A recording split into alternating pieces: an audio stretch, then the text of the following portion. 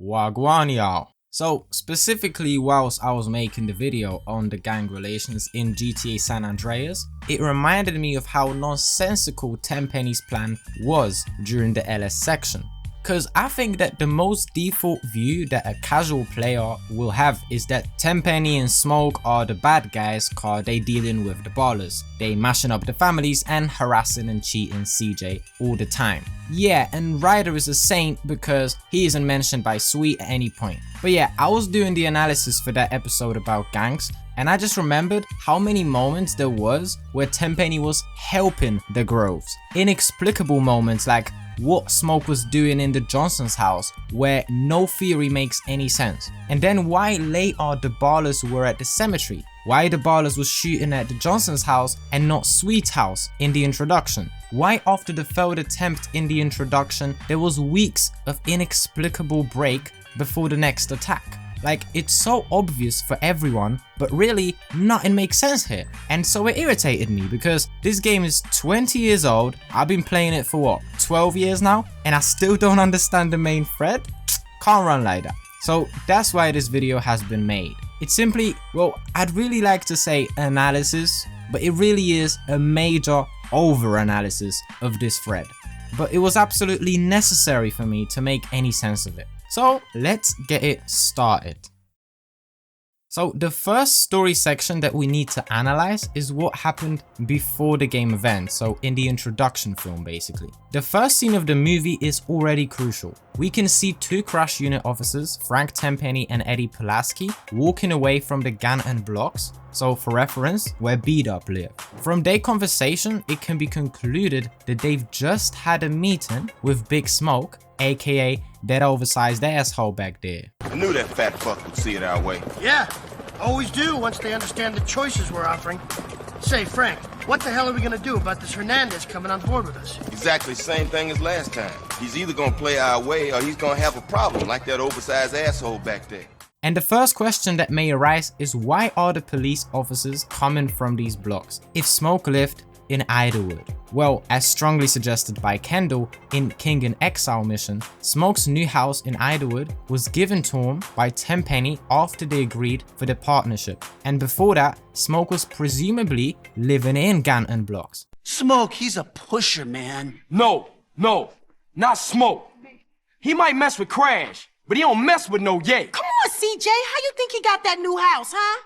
This was presumably done, so it's a lot easier for Crash to be visiting him for further discussions over their future partnership, since Idlewood was a turf belonging to the Ballas, whilst Ganton was controlled, and in fact it was a heart of Grove Street families, whose members would undoubtedly find it suspicious how often Smoke regales police officers at his yard. This is supported by yet another dialogue coming from the Drive-thru mission. Hey, Smoke, tell me why you moved out the Grove. Man, got some money from my aunt. I mean, it's a nice place and all, but the Grove is in my heart, baby. It's where my dogs is at. Yeah, okay, homie. This dialogue is very important as it clearly confirms that Tenpenny was in actuality Smoke's aunt. Yeah, it just reinforces Kendall's theory because Smoke says he got some money from his aunt, which was just a cover-up for the fact it was Tenpenny who gave him the money, which we know he did from this one cutscene from the introduction. Now you got paid. You took the money. This theory has one flaw though, cause as you heard, CJ asked Smoke why you moved out of Grove, not Ganton. Now the Ganton blocks are not at Grove Street at all, so does that rule that out? Probably not. CJ could have just referred not literally to Grove Street, but to the general area associated with his gang. So he could have just said Grove as a thought shortcut, meaning our hood or just Ganton. Now going back to the first cutscene of the introduction, what was Crash talking to Smoke for? Well, they most likely introduced him to the plan mentioned by the three Ballas in the following scene. Man, you sure about this thing? Man, I'm telling you, dude, Grove Street's going to shit, man. They done. But we copping off one of they OGs, man. You sure this is cool? Or this some kind of trap? He cool, man. And if anyone tries shit, we blast him. and to what Tenpenny was later talking about on the phone with Smoke in one of the other scenes, which you've seen just a minute ago. For now, we'll start with the most default theory, and as our analysis continues, we'll adjust it or abandon it completely. For now, we assume the Crash offered Smoke a deal. Tenpenny's plan was to make the Ballas and the Families deal crack for him, as he had contact with a major supplier in the shape of the Loco Syndicate. He would presumably take a significant percentage from the operation. Big Smoke, on the other hand, was meant to be one of the main faces of that operation and the family's representative. However, there was a big issue. Sweet, the current leader of the Grove Street Families, who is heavily against dealing crack, therefore ruling him out from being a part of Tenpenny's crack project. So, Tenpenny asked Smoke to assassinate Sweet and take over the Grove Street Families and then involve the organization in the crack project. Now, another question pops up. Why did Tenpenny want to involve the GSF in the deal? After all, they were weaker than the Ballas and arguably even the Vagos, was reluctant to crack, and on top of that, at the end of the LS section, the Ballas took over the entire gang's territory anyway. So why would a fuss with killing Sweet and introducing Smoke into the equation? Well, killing Sweet could have actually been a step to kill off the GSF. So the Ballas, the ones who fit Tenpenny's description of a candidate for the main role in the crack project, can take over and produce even bigger profits. If Sweet died, the morale and organization in the gang would undoubtedly temporarily hit rock bottom until a new order is established, and even that was uncertain. Considering the gang's already poor position, in the moment of the leader's death, the Ballas could just simply blow them away and wipe out entirely, especially with the help of Smoke and Ryder, who'd give away all the vulnerable information, let alone the fact that there would be no major OGs left, so there was hardly anyone to keep the soldiers' gang identity up and even simply organize the crew. And that's pretty much what happened in the Green Sabre mission, and if we assume this theory at this point, it would probably make perfect sense and, like I said, align very well with how the game events went in the actual story. And at this point, let's actually put it as one of the possibilities.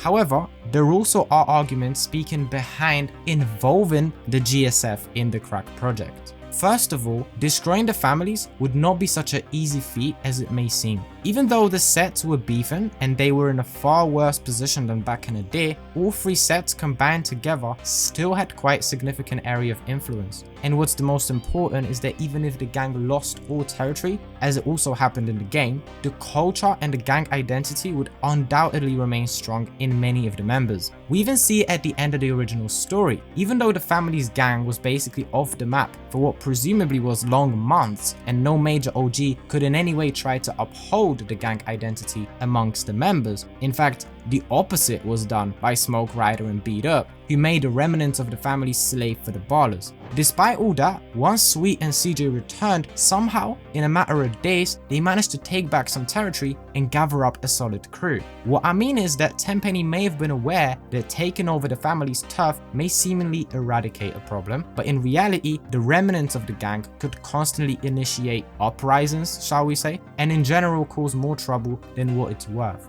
Especially that they would have very little to lose and pretty much everything to gain. But the main reason that I wanted to point out is that having Ballas take over the city would undoubtedly create concerning imbalance in the gang's ecosystem. This was particularly a problem for Tenpenny, who needed to be in absolute control over all the organizations. His work and therefore livelihood relied on that balance. If one organization became too strong and would not face competition, it may happen that even Tenpenny's leverage and blackmail would not constitute a threat for such a faction. Hence, Tenpenny would not be able to control the gang relations in town, and performing his job would become impossible. Also, Tenpenny, as it was demonstrated during the story of SA, often provided crucial intel on other gangs to their rivals. This way, he, as a police officer, wasn't just gang's #1 enemy, but an enemy on whose information and control all the gangs relied on, in order to be able to get a step ahead of the others. Obviously only seemingly, because in the end the officer would always attempt to maintain balance, because in the case of no rivalry or competition for a dominant organization, he would cease to be of value nor a threat to it, which meant losing influence, money and potentially even his life.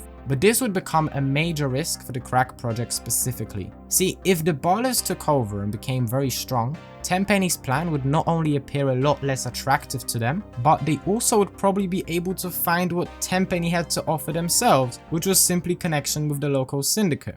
I think I got us a buyer down in Los Santos. Por cuánto, Holmes? How much? Not sure yet, but they're talking big. Up to 100Ks a month, low risk. Now, in theory, there is no direct proof that would make that thesis clear that Tenpenny was Toreno's buyer. However, it's just hard to imagine a different scenario. Of course, it's very much possible that Tenpenny wasn't talking to the LS in person and was likely using mediators. That could be another reason he wanted to use Smoke. Tenpenny would provide a contact, but Smoke would be a representative and a face of the partnership. So now I think we can see why Tenpenny could want to include two gangs and not focus on just the one in his crack operation. But then another question should be asked, why did he choose the Families over the likes of the Vagos, for example? He was also a serious player at the time. At first glance, they seem like a far better pick.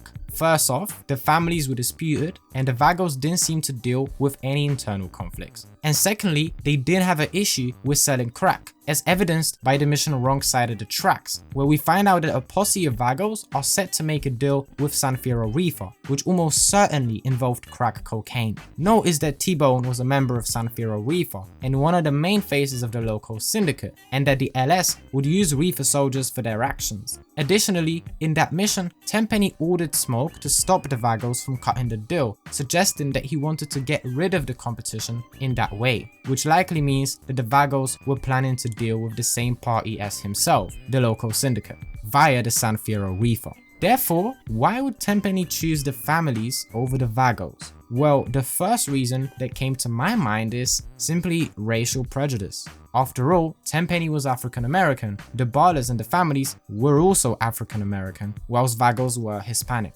Tenpenny was not an obvious racist, however he did treat Jimmy Hernandez like an incompetent slave, tolerated Pulaski's prejudice towards Hispanic people, he called Caesar a greaseball in the mission Green Sabre. Your street trash soon to be turned out sister's alive, and she's only sucking one greaseball's dick.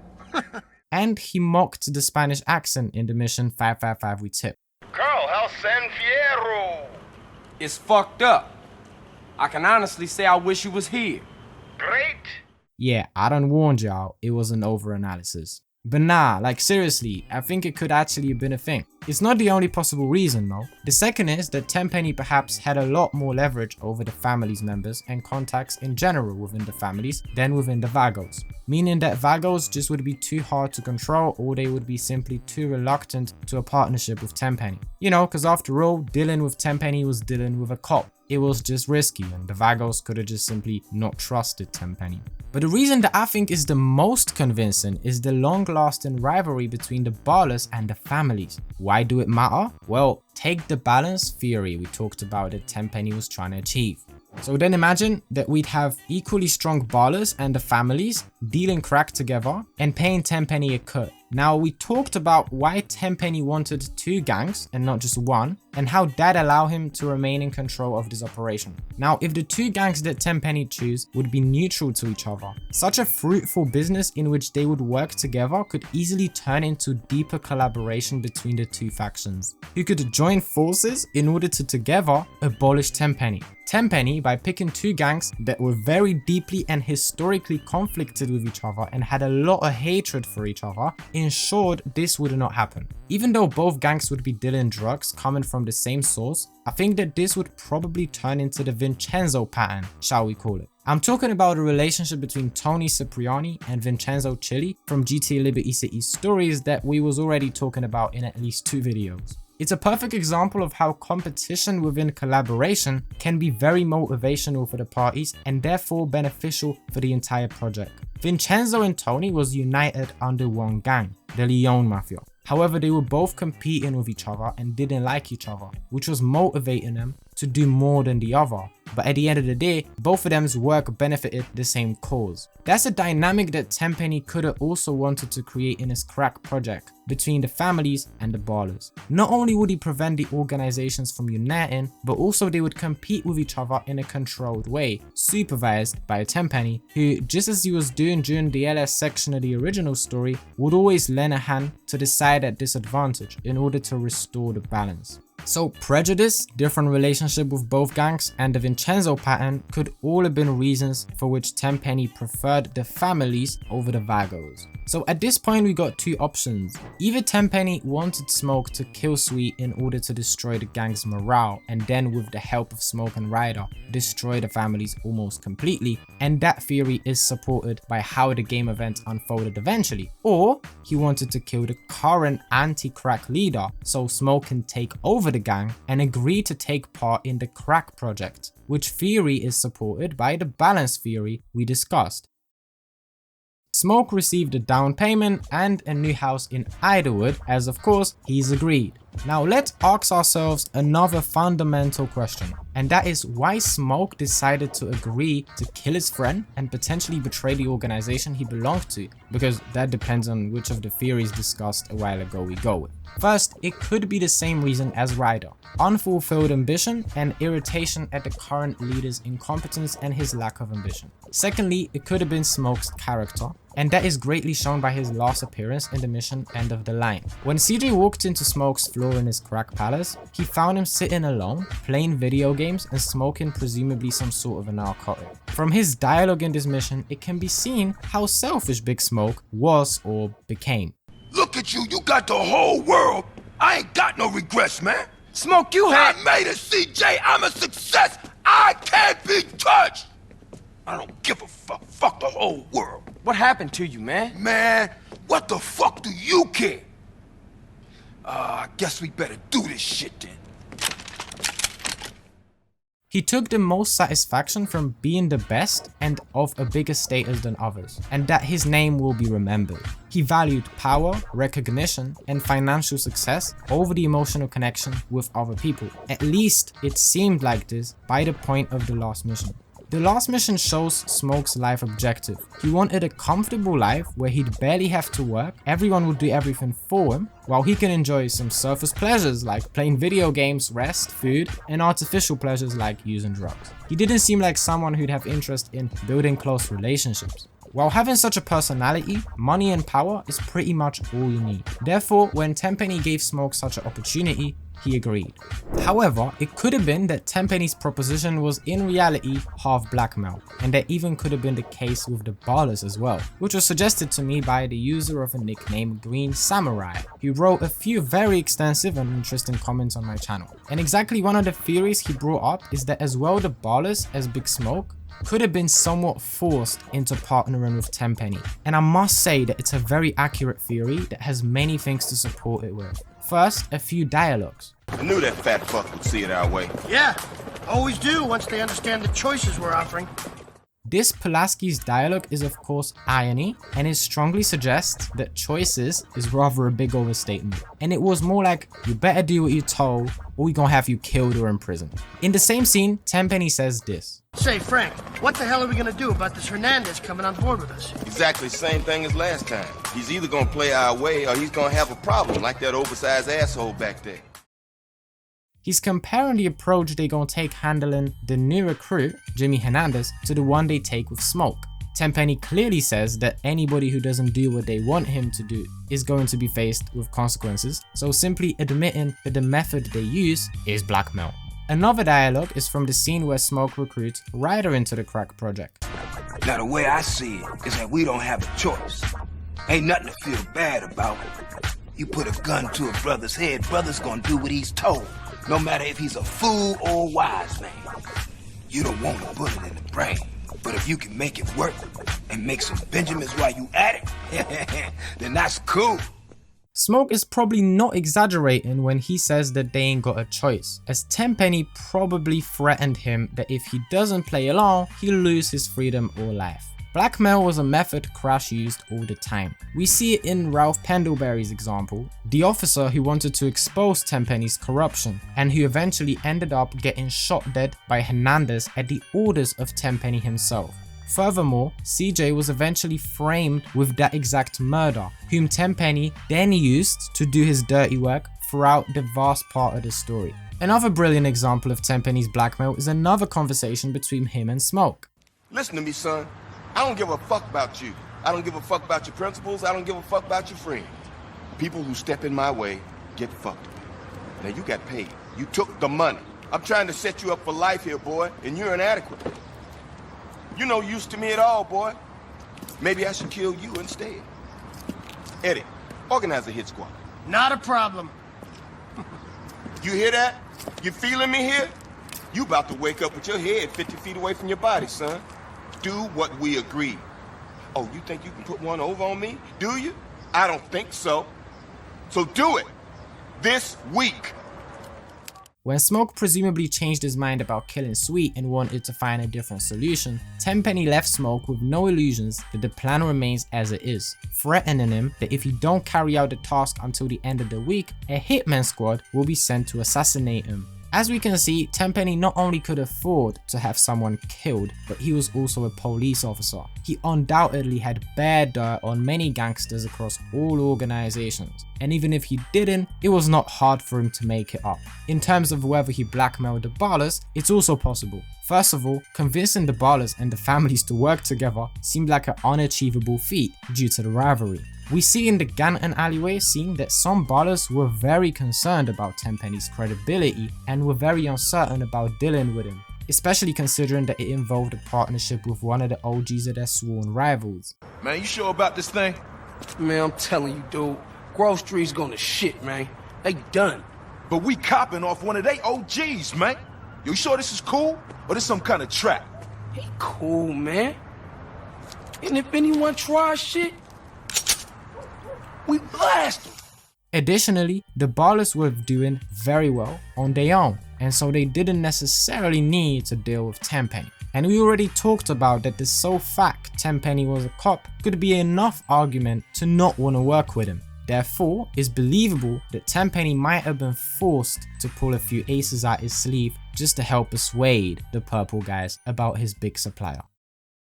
Now let's move on to the next scene, the Ganton alleyway scene, in which three highly ranked members of the Ballas are chatting. The dialogue makes it clear that they are familiar with the crack project. Now this dialogue can just as well work as an argument for the balance theory and the family's wipeout theory. If it's the latter, it's obvious the Balla in white is certain that the GSF is about to be destroyed, which aligns with the family's wipeout theory. However, it could also be interpreted as if he is sure that despite that Tenpenny's plan assumes them and the family selling crack together from the same supplier, they are going to want to make sure that it's them who be ripping the most benefits and Grove Street will be far inferior, which perfectly aligns with the Vincenzo pattern, portraying how the rivalry would still exist within the collaboration. So this scene doesn't take us much closer to excluding any of those theories. Let's see what we can find out from the scene in which Smoke introduces Ryder to the crack project. Mainly, we see how Smoke adopted the blackmail strategy used against him by Tenpenny.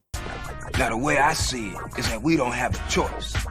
Ain't nothing to feel bad about. You put a gun to a brother's head, brother's gonna do what he's told, no matter if he's a fool or a wise man. You don't want a bullet in the brain, but if you can make it work and make some Benjamins while you at it, then that's cool. It's gonna take more than a bullet in the head to stop me. I don't doubt that, homie. Smoke subtly lets Ryder know that if he doesn't join him, he's going to become his enemy and therefore is going to have to be killed. As well, we again see the personality of Smoke, as he says that betraying your friends is perfectly justifiable if it makes you a lot of money. Of course, there is a possibility that Smoke deluded himself after being blackmailed, as proven by the Tenpenny's phone call scene and Smoke's attempts to persuade Sweet to take up selling crack. Smoke still had moral issues with betraying his friend, which is going to be supported even more later in the video. It's therefore possible that Smoke only made himself believe that money, power, and recognition should be his #1 priority, and that betraying your friends is justifiable. It would be his way of coping with the hopeless reality. It's a coping strategy that is very common amongst humans. When put in a situation where there is no correct solution to the problem, and whatever we choose we lose, and there's no way for us to change it, we attempt to change our own mindset and question what we believe for at least one of the options to become attractive.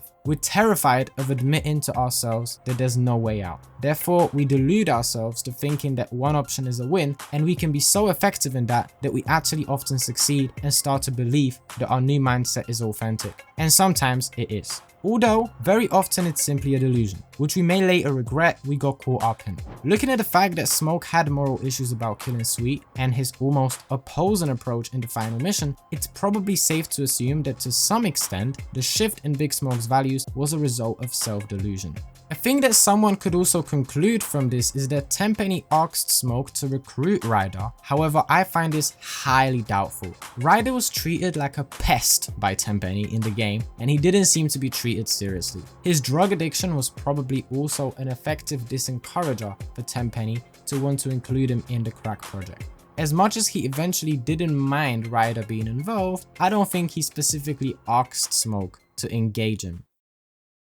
Now, even though not everything about that scene is strictly related to the subject of our video, there's a lot of interesting stuff to talk about, and since this video is gonna be pretty long anyway, it won't hurt us to add a few unrelated facts to it. So of course, I'm talking about the scene in which we see T-Bone Mendez beating up another Hispanic looking brother who was in his eyes a snitch, most likely a traitor of the Reefer gang. T-Bone was trying to extract information from the guy, most likely what he done told to the ops, although that's just speculation. The thing that I've seen some people say is that they theorize, and some are even convinced, that this guy is Jose, the same guy, Caesar's OG, whom we see in Caesar the Pando mission. And they got a solid reason to think that. Rockstar used the exact same skin for both characters. But does that mean that it is the same character? Well, in my opinion, no. And there's a few facts to back it up. The first and the most obvious argument is that at the end of the scene, the character dies. And yeah, as much as I haven't got his act of death to prove it, the guy clearly lost consciousness and T-Bone is just about to dispose of him, saying this. We're locked for a fucking dead body. So even if that guy just merely lost consciousness in that moment, he'd surely be dead in a matter of minutes anyway. A whole lot would have to go wrong for him to survive, making the probability that he hasn't so big that I'd find it ridiculous to assume otherwise.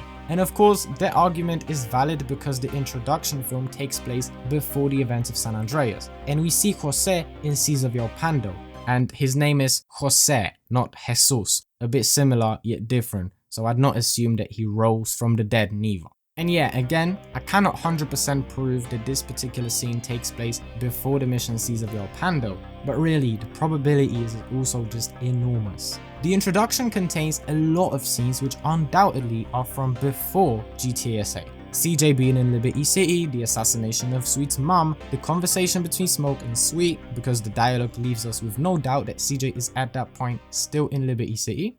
You real gangster, man, but you gotta lighten up. See, CJ running around like a fool on the East Coast.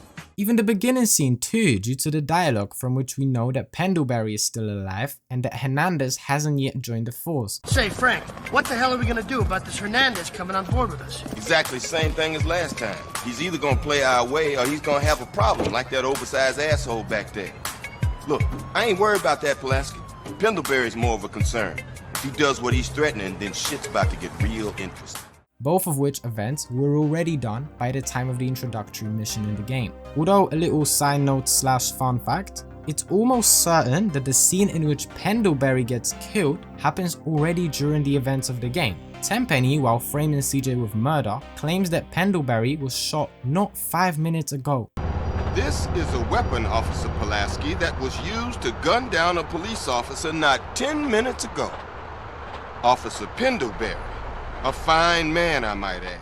If we should believe that, that means that both of the beginning airport scenes happened before one of the scenes in the introduction, which is supposed to be a prequel, which is a cool find. although not 100% confirmed because Tenpenny could have just made that up, but still. Still, what probably is the most recent scene in the introduction happens just right at the very beginning of GTA San Andreas. And of course, we don't know if it is, but since there's many scenes which without a shadow of a doubt take place before the events of the game, it's safe to assume that the same concerns the rest of them. But yeah, technically there is a small window to assume that that's Jose. The scene could happen after Caesarville Pando. The buyer that Tenpenny may have meant could be either Tenpenny, with whom the partnership was only started in the Green Sabre mission probably, although we also don't know if the Ballas weren't selling it already. Or it could have been the Vagos, although I'm not sure if the Vagos could be called pretty big, but who knows really. Or it could have been someone completely different, the buyer that Toreno's talking about I mean.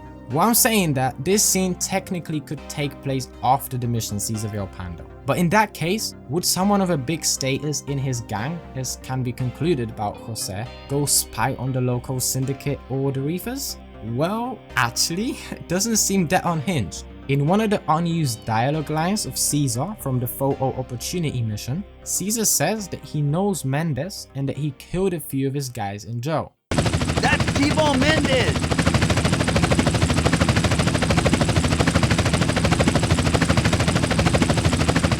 So there was an obvious beef between the Aztecas and the Reefers. And then we also got the info from Caesar, very quickly managed to gather information on when the crack and the money deliveries were being run. Hey Caesar, what up? I got the lowdown on Smokes, yay! Word is every Monday and Friday the cash leaves Los Santos for San Fierro. Then every Wednesday and Saturday, a courier takes the yay back to Big Smoke. And also, he was the one who found out from his cousin that the LS and the Ballas are about to have a meeting. Hey, my cousin just called me. He gave me a tip about a Ballas car going to San Fierro to score yay. So, who knows, perhaps Caesar had spies within the Reefers, and Jose just appeared to be one of them, who in the end didn't manage to keep his true identity hidden.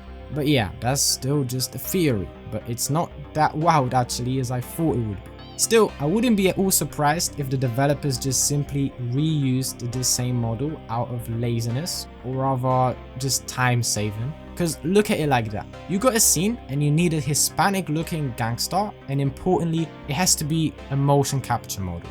There's no Reefer gang members MC models, so you're left with 4 basically. The 2 of Jose's sidekicks, but no, they look clearly like Aztecas, which wouldn't make sense. Then you got Caesar, who's literally one of the mainest characters, so it would be completely wild and absolutely everyone would notice. And so that way, you're being left out with Jose, a guy who's not really that important, makes 1 appearance in the game, and his role is limited to some dighead who don't like CJ cause he's black. And most importantly, he looks like a Hispanic gangster. But at the same time, his outfit don't associate him with any gang. He ain't wearing any colors or nothing, so it would do very well. So instead of making a separate motion capture skin just for 1 insignificant role, they just reused another barely significant skin and assumed that no one would notice or that people would think like I do just now. And that's what I would go for, even though the spy theory is pretty intriguing too. Now, the phone call that Toreno receives mid-scene is also an interesting matter. Hello. Yeah. Yes. Yes, you read it correctly. Well, I'm sorry it seems that way to you. Yeah. Yes. It's unconventional, yes. Well, when did your methods ever get results?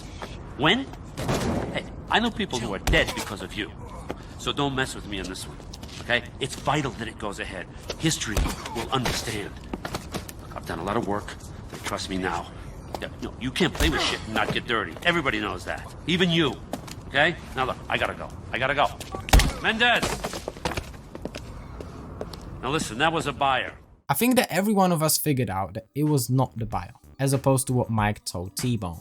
But then, who was it? And I personally think that it must be someone he worked with, like a fellow government agent or something. The fellow agent seemingly questioned Toreno's dirty methods of raising funds, which was selling drugs. Toreno, of course, protects his reasoning, saying that you can't do anything without getting dirty. History will understand, perfectly portraying the mindset of the agency at the time. So doing even bad things for the greater good. The agent also didn't seem to be a saint, as Toreno blackmails him that if he don't keep his mouth shut, he'd expose all of the naughtiness he'd undone. But yeah, leaving that behind and going back to the main thread, now the next scene in the introduction. Smoke's persuasion scene. In this scene, Smoke attempts to convince Sweet to take up dealing crack cocaine.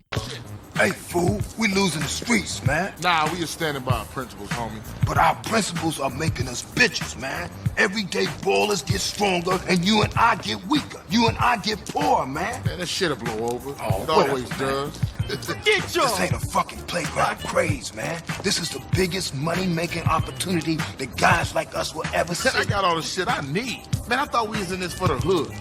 Not destroying the family, man. It's Grove Street, nigga. And it's at this moment when the first inconsistencies occur.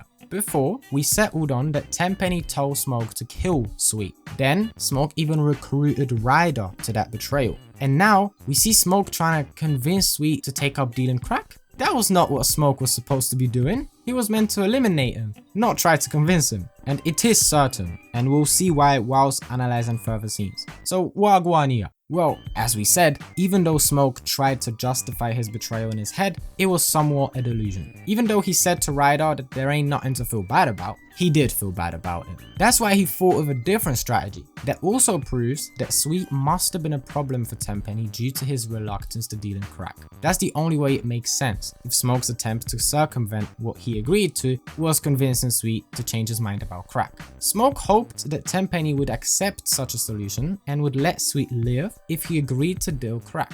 It was a bit of an act of desperation, as Tenpenny probably wouldn't want to risk having involved someone who only barely agreed. Sweet wasn't a person that was pursuing money, he valued the community, family and friends. The gang was all about the people for him, not about business. People like that aren't useful for greedy people like Tenpenny, and working with them would just not work.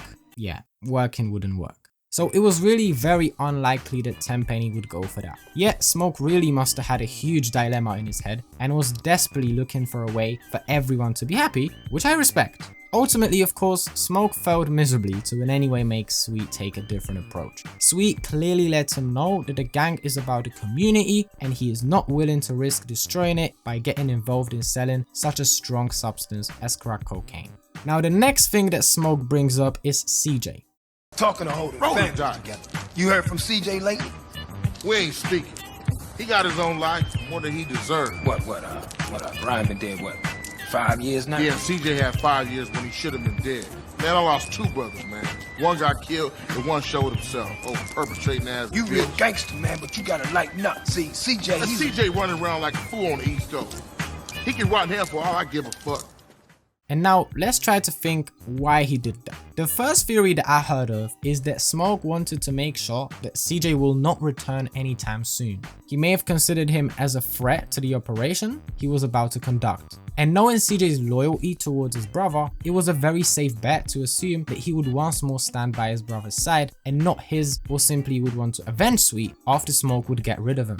But not even only that CJ was a threat for Smoke's operation, but the same way Smoke felt bad about killing Sweet, he'd presumably feel even worse about killing Carl. If Carl returned, he'd become an enemy, and Smoke would have to deal with him too. Therefore, he wanted to avoid that. Although for me, it doesn't sound that convincing. I think Smoke would form his statement differently if he just wanted to find out what's up with CJ and would not try to defend him as he did. Because if you listen close, Smoke wants to convince Sweet to lighten up and forgive CJ. So it sounds a lot more as if Smoke wanted to convince Sweet to encourage Carl to return. Or at least he wanted to justify Carl's behavior before Sweet. So then he can encourage CJ to come back, using as an argument that his brother forgave him and that he'll be welcomed well. That obviously would have failed too, because Sweet did not listen to Smoke and was very stubborn in his views on CJ as well. But this here is extremely intriguing. Why Smoke wanted CJ to return to town?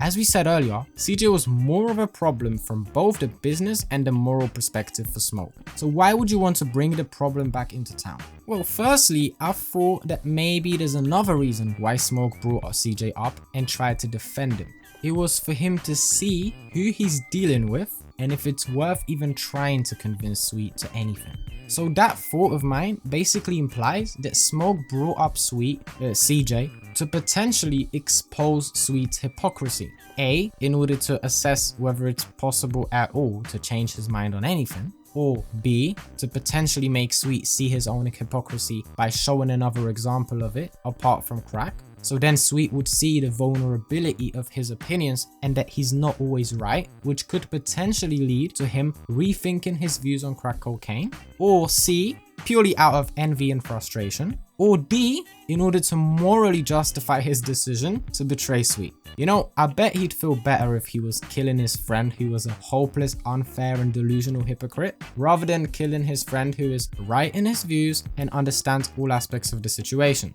Then Smoke could say that his betrayal is driven by frustration with Sweet's unfair approach, rather than greed and personal gain. But okay, I gave you all the potential motives of Smoke, but I still need to mention why I think that theory makes sense in the first place and where is the hypocrisy here. Smoke makes it clear really.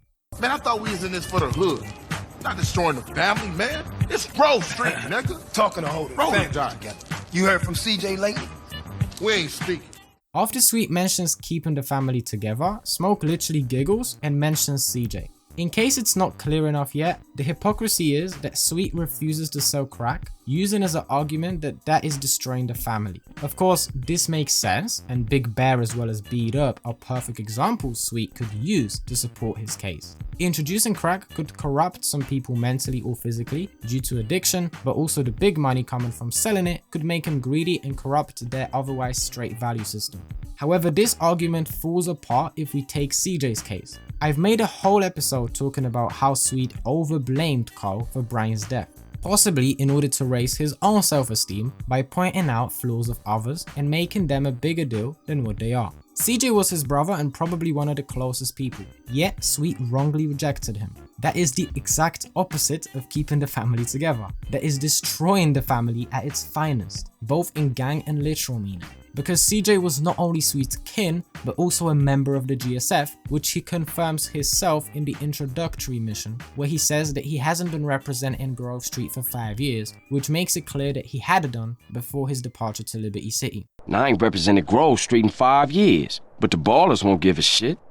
So as much as Sweet's case against crack makes sense, he is not consistent in his approach, and that's what Smoke possibly wanted to expose during that conversation for the reasons listed at the start of this section. Sweet, however, didn't want to even hear Smoke out, which assured Smoke of all those previously mentioned things, that he a deluded hypocrite, blind conservatist, and that it probably isn't worth it trying to convince him to anything, although that didn't stop him from attempting to do that later again, for example in Cleaning the Hood, as well as most likely behind the scenes just before the mission Drive-thru. Another possibility is that Smoke indeed wanted Carl to return to Los Santos, and that perhaps he thought kind of contrary to what I previously implied. So I implied that Carl will be a threat to him morally and business wise because he would prefer to stand by Sweet or avenge him rather than join Smoke.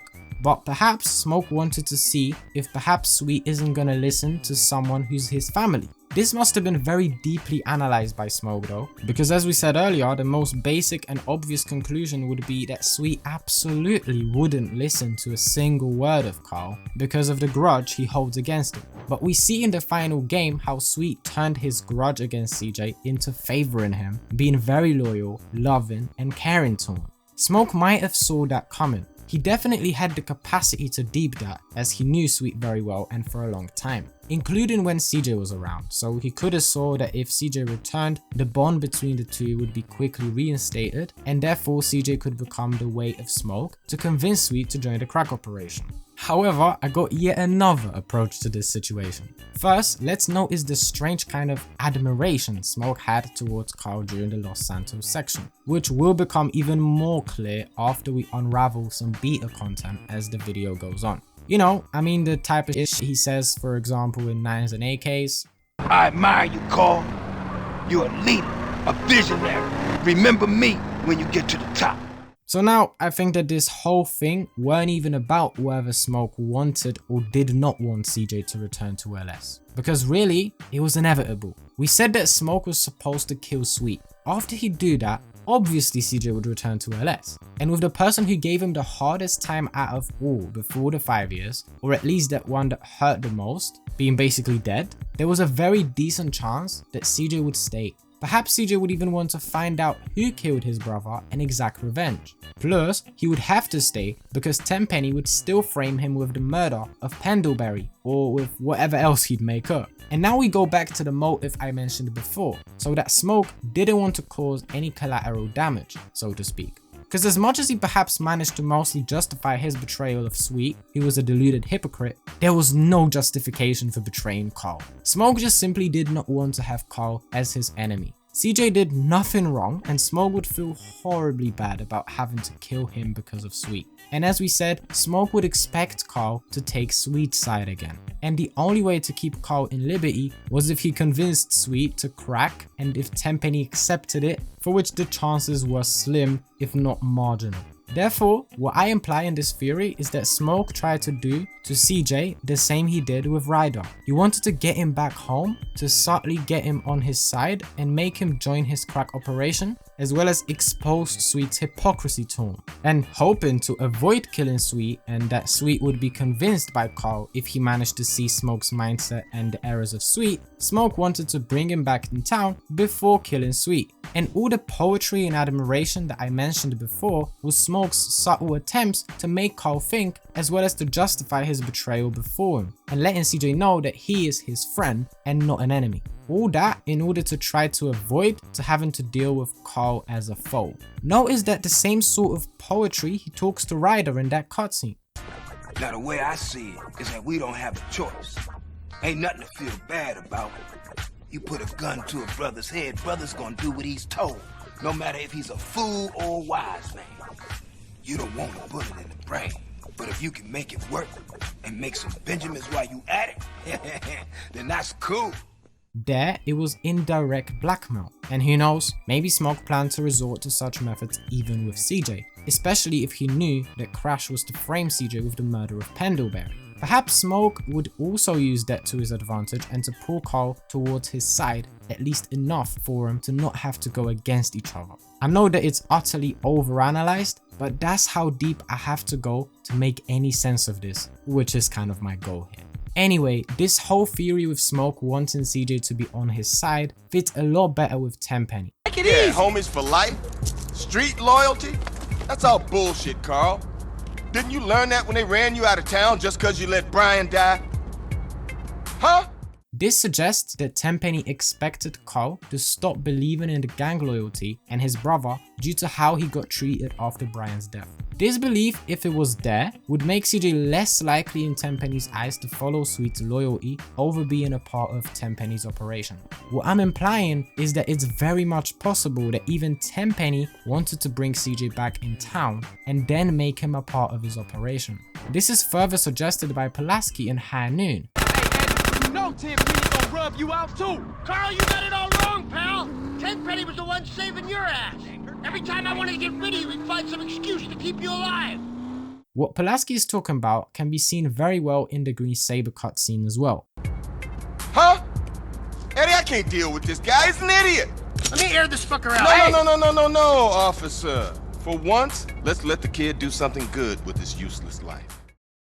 Now the question arises, why in turn Tenpenny wanted Carl back at LS? Well, the most obvious answer is that he simply rated Carl's skills and found him a useful tool. We saw the enormous problems Tenpenny faced after the crack operation kicked off, mainly to do with the exposure of his corruption. He had Pendlebury, Hernandez, and all the other reporters, witnesses, journalists, attorneys, agents, the internal affairs and who not trying to see his career as a Fed crumble.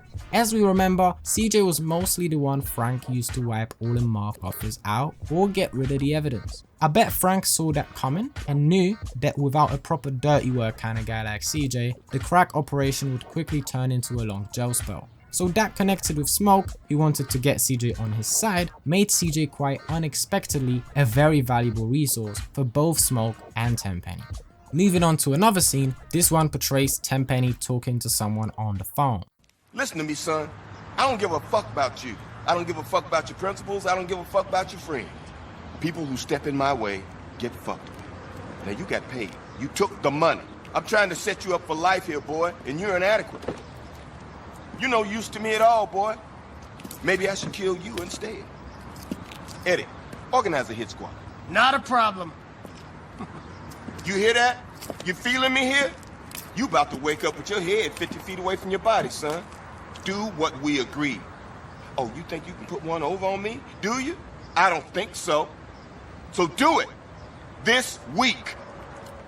From the context, it becomes obvious that Smoke is the one on the other side. It can be concluded that Tenpenny asked Smoke about something, he agreed, and now he's trying to tell Tenpenny that he actually changed his mind and doesn't want to carry out the given task anymore. Additionally, from the line, "Maybe I should kill you instead," from Tenpenny, we can tell that the task given to Smoke was to kill someone.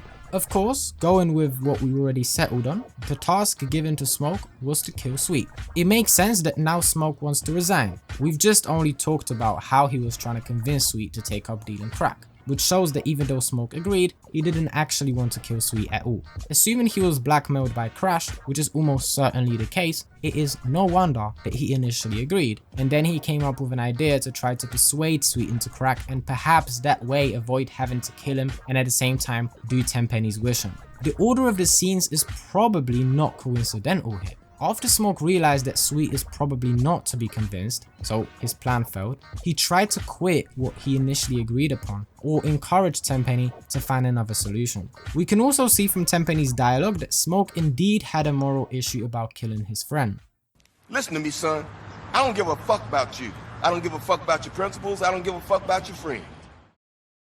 This line implies that Smoke used principles and morality whilst trying to persuade Tenpenny to change the plans. Tenpenny of course came very far from even thinking about changing what he wanted to do. Sweet had to go in his eyes, and now we see the methods he used on Smoke clear as day. Tenpenny tells Smoke that he's no use to him at all, as well as he says that if Smoke doesn't carry out the task until the end of the week, he will have him killed instead.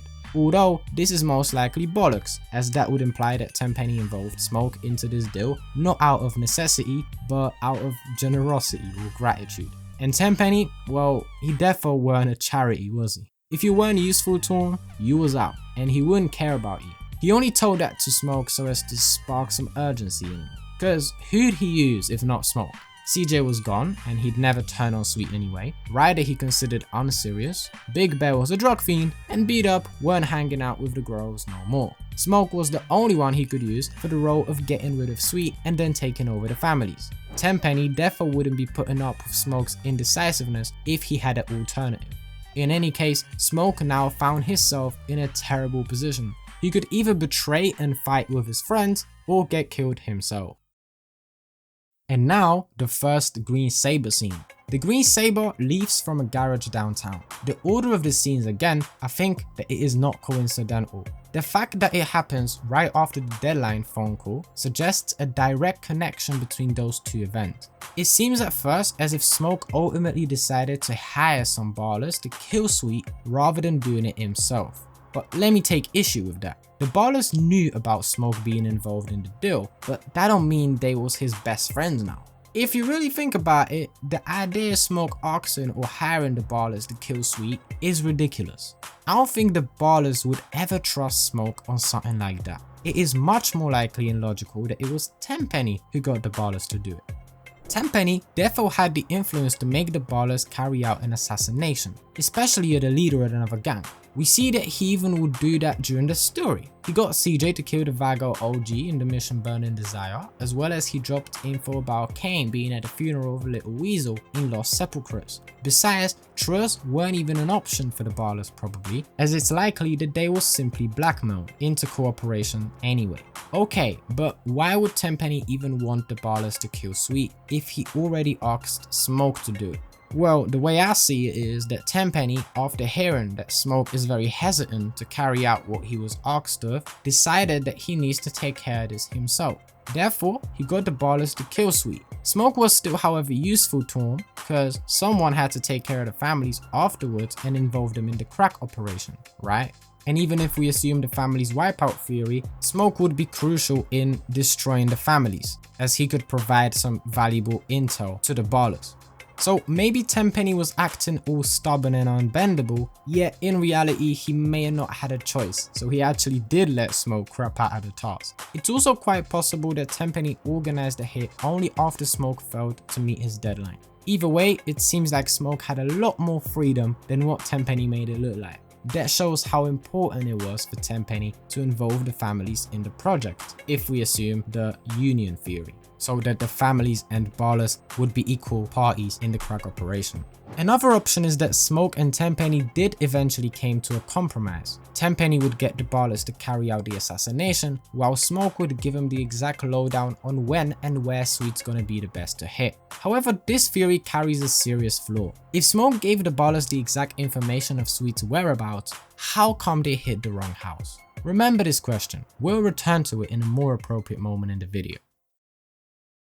Meanwhile, let's go forwards to another Green Sabre scene, this time portraying the car leaving Emmet's spot. This obviously suggests that Emmet was the one supplying the Ballas, as there is no way on earth that they would be just passing by.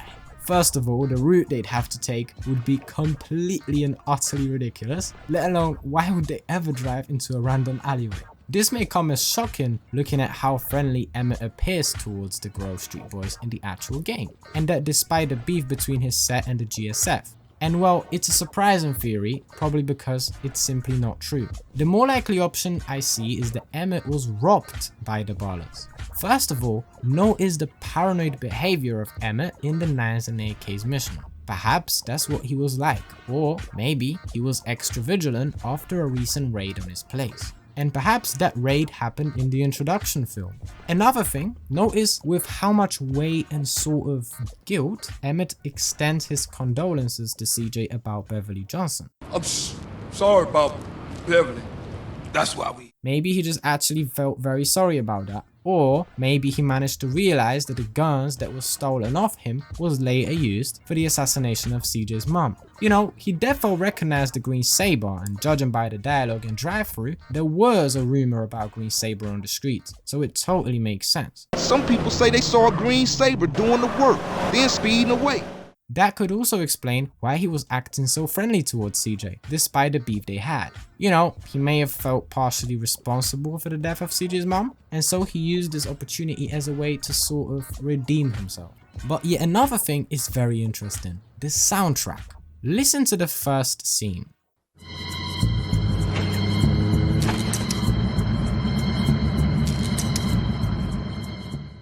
Now the Emmet scene.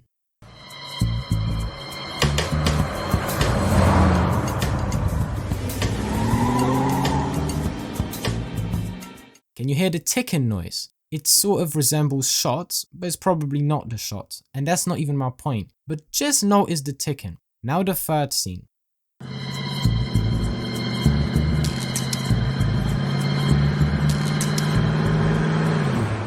The scene is peaceful and no ticking this time. And now take a listen to the assassination scene.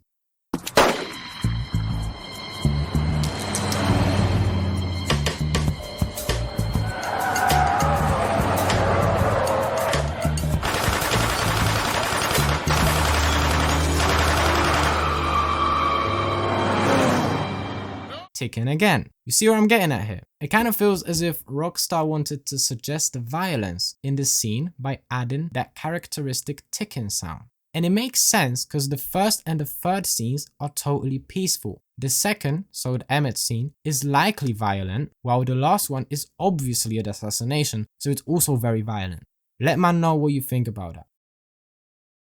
Also, the Sabre driver seems to be in a very much of a hurry. We can hear the tires screech and the takeoff is pretty reckless as well, suggesting that they were escaping. And also, stealing guns also makes sense. I mean, I ain't a professional on the subject, but Rockstar defo goes with that logic a lot in GTA Online. I remember that it was either on the casino heist or Cayo Perico, or both, as well as in the Cluckinbell farm raid, that the game instructs you to steal some gang's weapons, because then when the feds investigate the case, the guns lead them to them gangs we done stole the guns from, and not us. I've been keeping track of a few gangs with varying loadouts, and they should all have plenty of weapons and equipment. We need one cache of weapons and one stash of gear.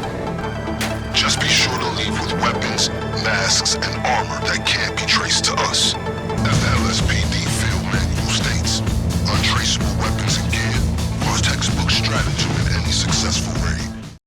So apparently it's a good way to mislead the feds, stealing guns of your rivals for a job. Even if that's not the case in real life, GTA Online shows that it defo is in GTA, so it's a valid point.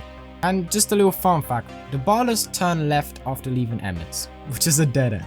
Unless they decided that they would jump into the LS River or something. But yeah, seems like a goofy oversight. In fact, the Ballas route is full of logistic inconsistency. The route they take in the third scene also is ridiculous. Yeah, but no conspiracy theories over here though, just a bit of carelessness from the developers, I guess. And the last scene relevant to our today's topic in the introduction film is the last scene of the whole film, the assassination scene. The Ballas and the Green Sabre drive into Grove Street and perform a drive-by shooting on the house of the Johnson family, mistakenly killing Beverly Johnson, the mum of CJ and Sweet, instead of the latter. We do not know the names or who were the Ballas in the Sabre who carried out the hit. The death of Beverly will see CJ return to his hometown. So both of Tenpenny's plans basically failed. Smoke refused to kill Sweet, and the Ballas, which was meant to be Tenpenny's plan B, hit the wrong person. We are yet to determine how that fiasco changed his plans.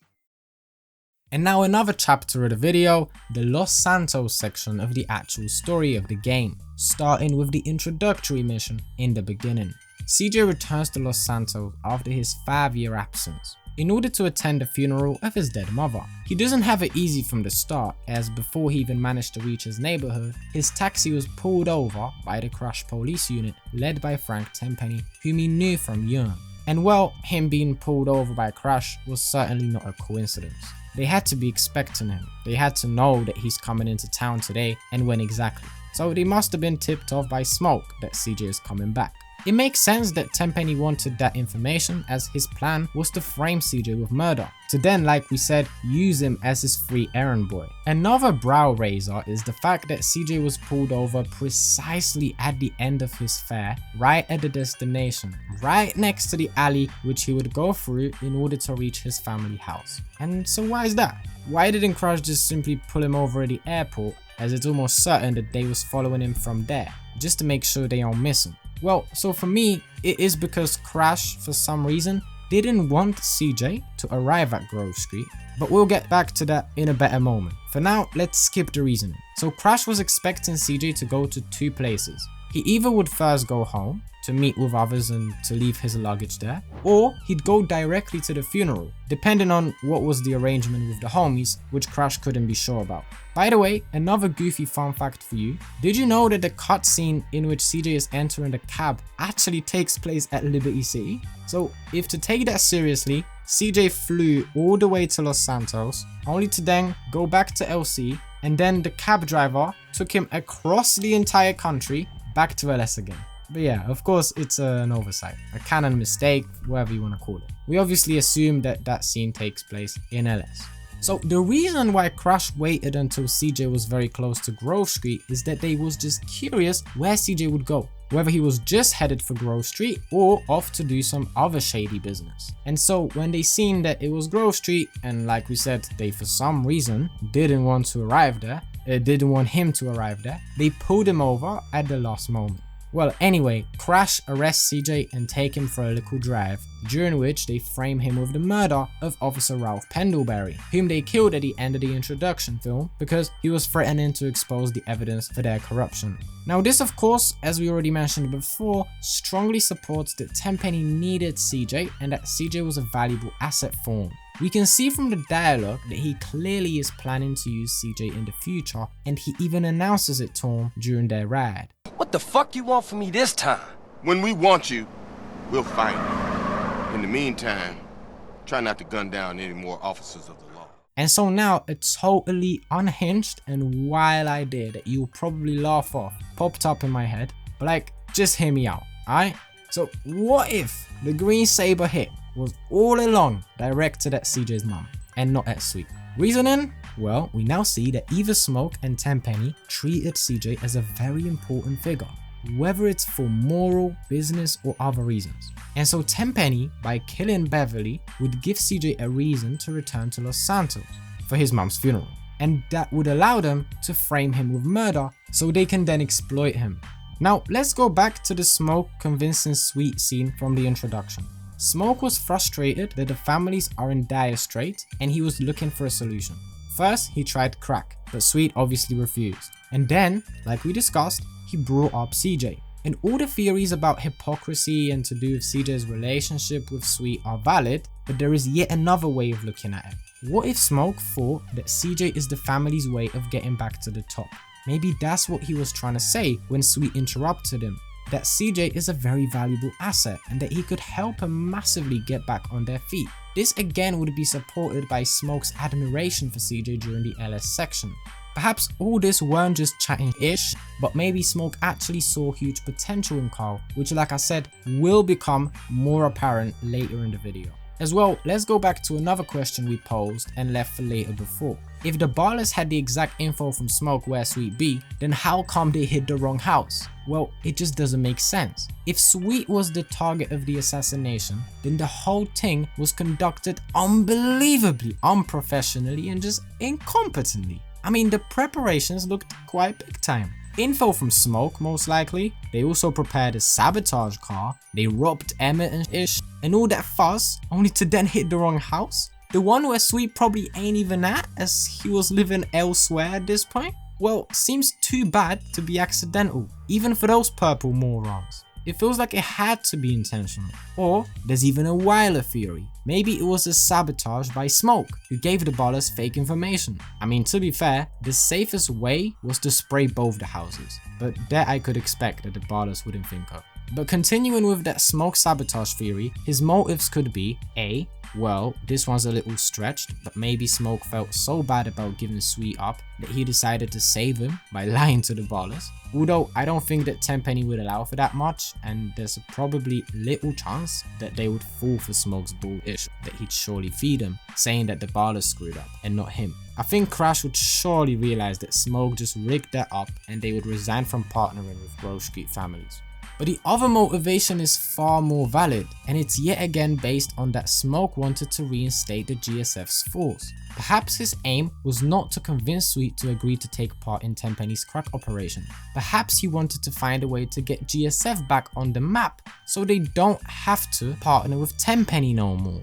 You know, an alternative way to fulfill his and Ryder's ambition, as well as to satisfy all the other frustrated members who was demotivated by Sweet's poor leadership. And as we said, since the drugs was out of question, CJ was the answer in Smoke's eyes. Smoke seemed to believe that CJ is going to get Grove Street Families back on track and to put them all in such a position where working for Tenpenny would stop being a necessity, even for those more financially ambitious like Smoke or Ryder. So yeah, it all sounds great and it even puts Smoke in a good light, but actually, well, precisely what I described happened in the Los Santos section of the story. And yet, Smoke still betrayed the Grove. Maybe he changed his mind, or maybe Tenpenny had too much leverage over him in the end. But again, remember that. We'll return to that theory and to that question in a more fitting moment of the video. But for now, this theory is ruled out by that particular flaw. However, I'm still prepared to believe at this moment of the analysis that Beverly could have been the actual target of the hit. This was meant to bring CJ back in town, so then Crash can force him to stay by framing him with murder, which then would allow him to use them as their cleanup guy, which was to be crucial for the entire crack operation. The question arises though, what was so unique about CJ that Tenpenny so badly wanted him to be his errand boy and not someone else? Well, again, I'm going to use the protectiveness of Tenpenny and Smoke of CJ as an argument here. So usually, as I already told some of you in the comment section, I do not take the fact that each protagonist is a one-man army as a valid argument, as I know that it is done purely for gameplay and story to be enjoyable and possible to carry out at all. Plot armor, so called. If that weren't the case, then each protagonist would probably die after 5 missions and that would be the whole story. However, it seemed like in the case of CJ, his extraordinary infield skills, as I call it, seem to be actually appreciated by the characters like Tenpenny and Smoke. So even though it should be a skipped factor story-wise, it is not in this case. Although I think that it could also be CJ's unique personality. CJ was very skillful and very easy to use by others. Even though his skills seemed very valuable and he was a quick learner in those infield regards, he wasn't very protective about them. Whoever asked him to do whatever, he'd just do it. no matter if it was Toreno asking him to go steal a jet from a military base to free his brother, or the truth asking him to steal a jetpack from a military base, or some mysterious alien piss from the military basically for fun, he'd just go, pull off the impossible, and ask very few questions. And of course, he did get angry for Toreno, but it was still very late. Trusting Toreno at all was a huge gamble, but the best way to show his extraordinary helpfulness and selflessness of CJ, because that's what it is that despite Toreno giving him protection from Tenpenny's threats, he'd still kill those agents for him and steal the dossier. He even supported Tenpenny, the guy who literally fucked him up, turned his friend against him and locked his brother in jail by saying that he's sure that Tenpenny will manage to save his career. Despite our best efforts, the gig's nearly up. I'm sure you'll find some way to keep your badge. Your kind always do. And like, that weren't even sarcasm, was it? It was kind of sincere. He even says he wishes Tenpenny was there after he arrives in San Fierro. Carl, how's San Fierro? It's fucked up. I can honestly say I wish you was here. CJ was someone who loved helping other people and expected little in return, if anything at all. And Tenpenny perhaps knew it, recognized it, and decided to capitalize on it. And that's why I think CJ was so special and unique. And that's why he was so valuable for Tenpenny and Smoke.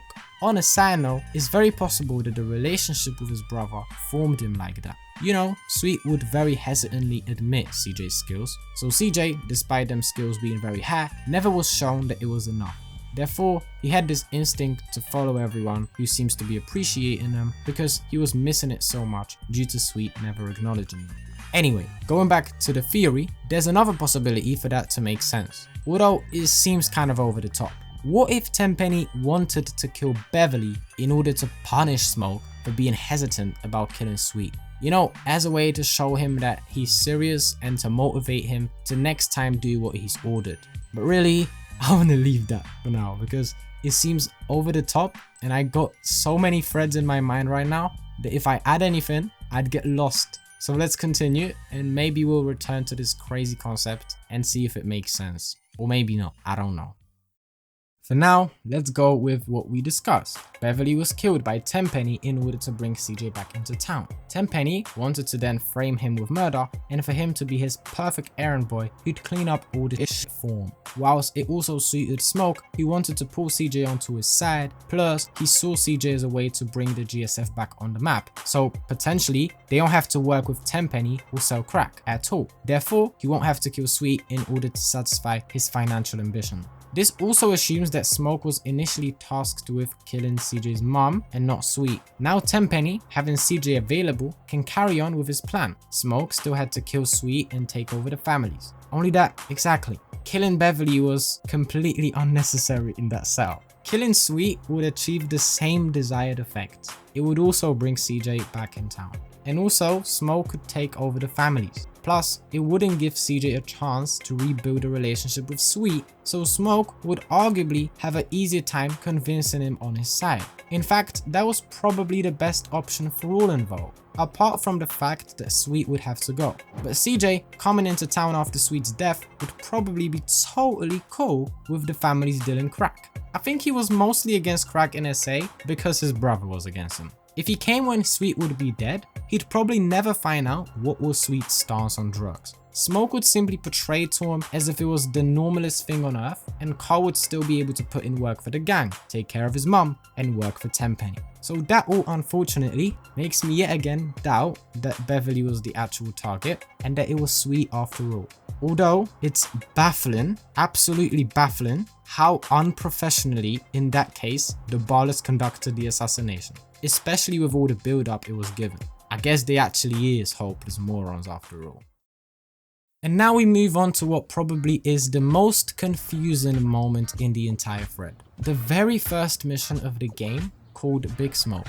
And we start of course with the wrong house scene, in which Smoke first attempted to bat up Carl before he realized that it's him. You picked the wrong house, fool! Hey, Big Smoke! It's me, Carl! Chill! CJ? Oh my dog! What's up?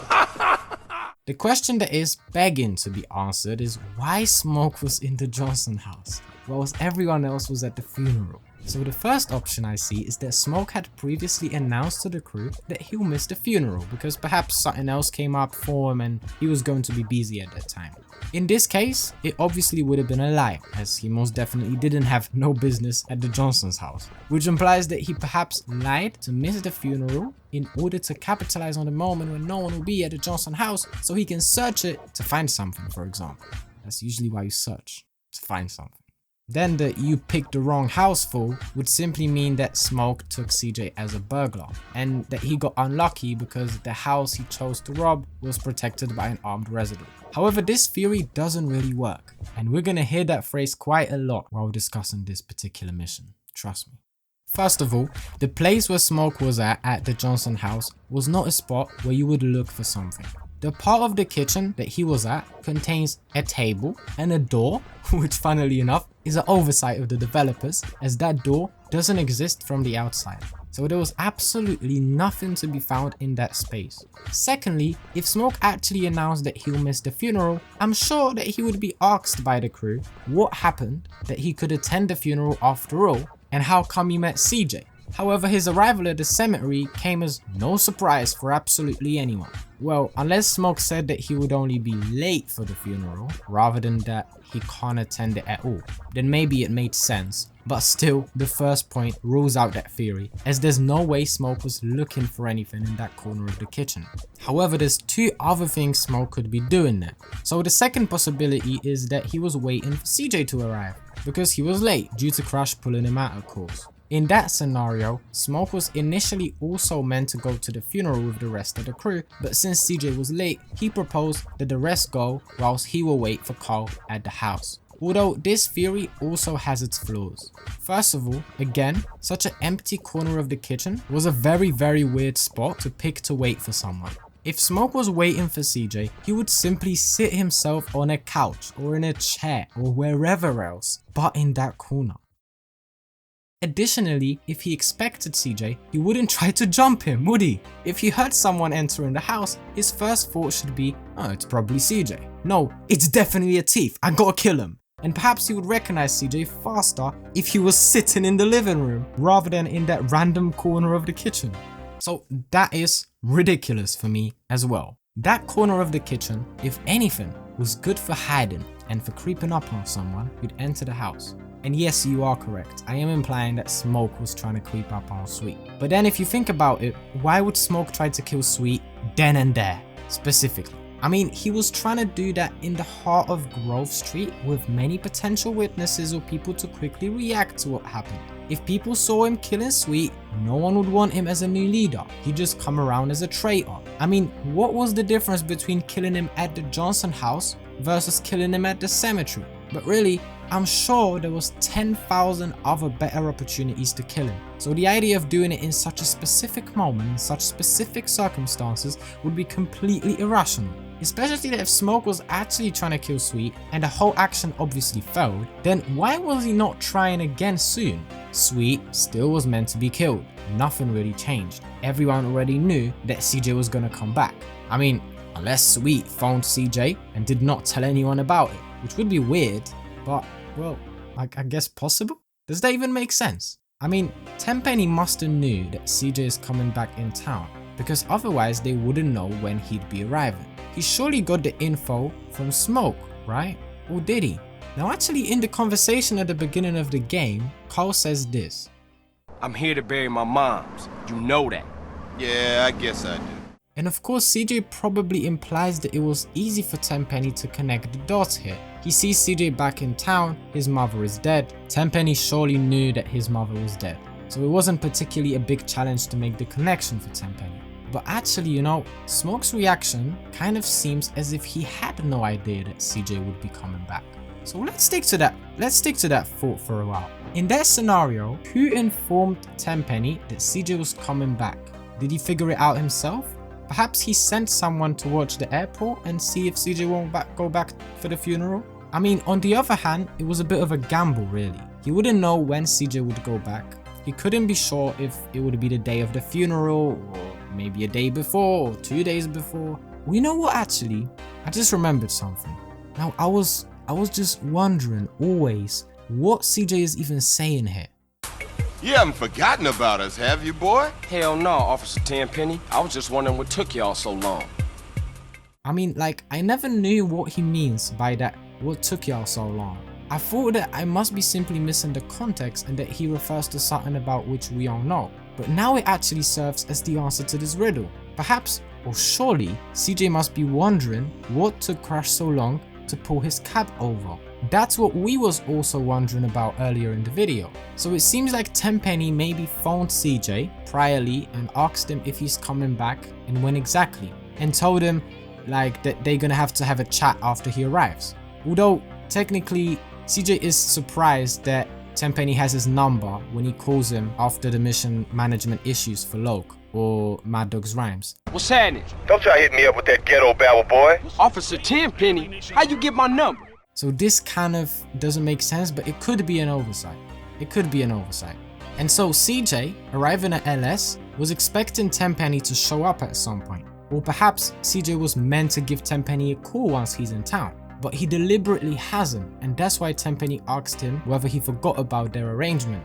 Then, Carl's response would appear as arrogant, like saying, nah, specifically ain't called y'all cause I don't want to talk to y'all and I was wondering whether you could find me yourself kind of vibes. So yeah, okay, that makes sense, but let's go back to where we even came from.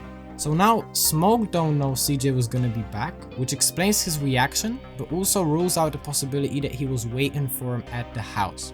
Tenpenny though, most likely phoned Carl and knew exactly when CJ was arriving at LS. Oh, and that also means that there was no communication, strangely, between Smoke and Tenpenny about this as well. And so basically, the only left possibility for what Smoke was doing at the Johnson house was that he was indeed trying to creep up on Sweet. Which now doesn't make sense for just one less reason. Because it seems that CJ's presence changed something in the plan, and that's why there was no further assassination attempt until the Green Sabre. However, still, the idea of killing Sweet in the Johnson house with a bat is completely wild.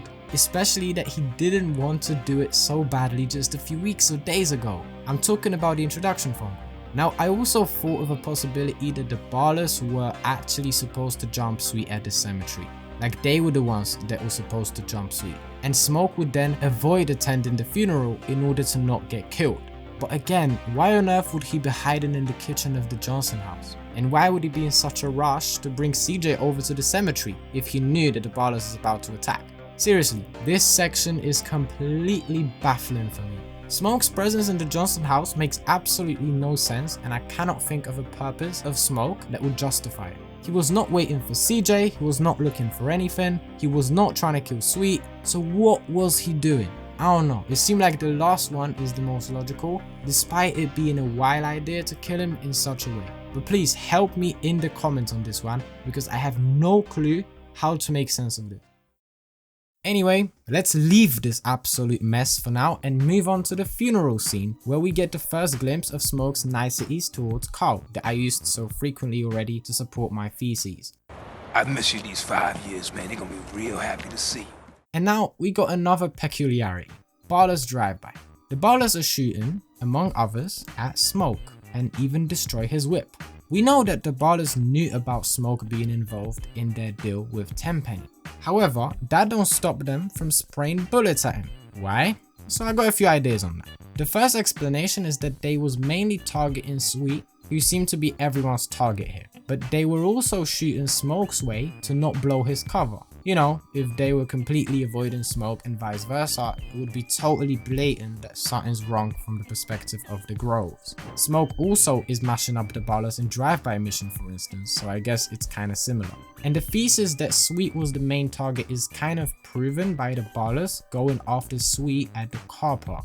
Another explanation is that the deal with the Ballas has been suspended at this point. Perhaps the Ballas simply changed their mind. Or they got angry for Tenpenny that CJ got back in town, which would also explain why they were shooting at him, despite Tenpenny needing him very much, as we managed to settle on before. Angry for this, or frustrated that the assassination didn't work, or frustrated at the fact that Tenpenny wanted to involve the families in the deal, which is understandable if we consider the rivalry between the gangs. There's also the third way here though, simply that, yes, Tenpenny and the Ballas had a thing going on, something was lined up, a deal was in question, but the two sides weren't collaborating at this point yet on a deeper layer.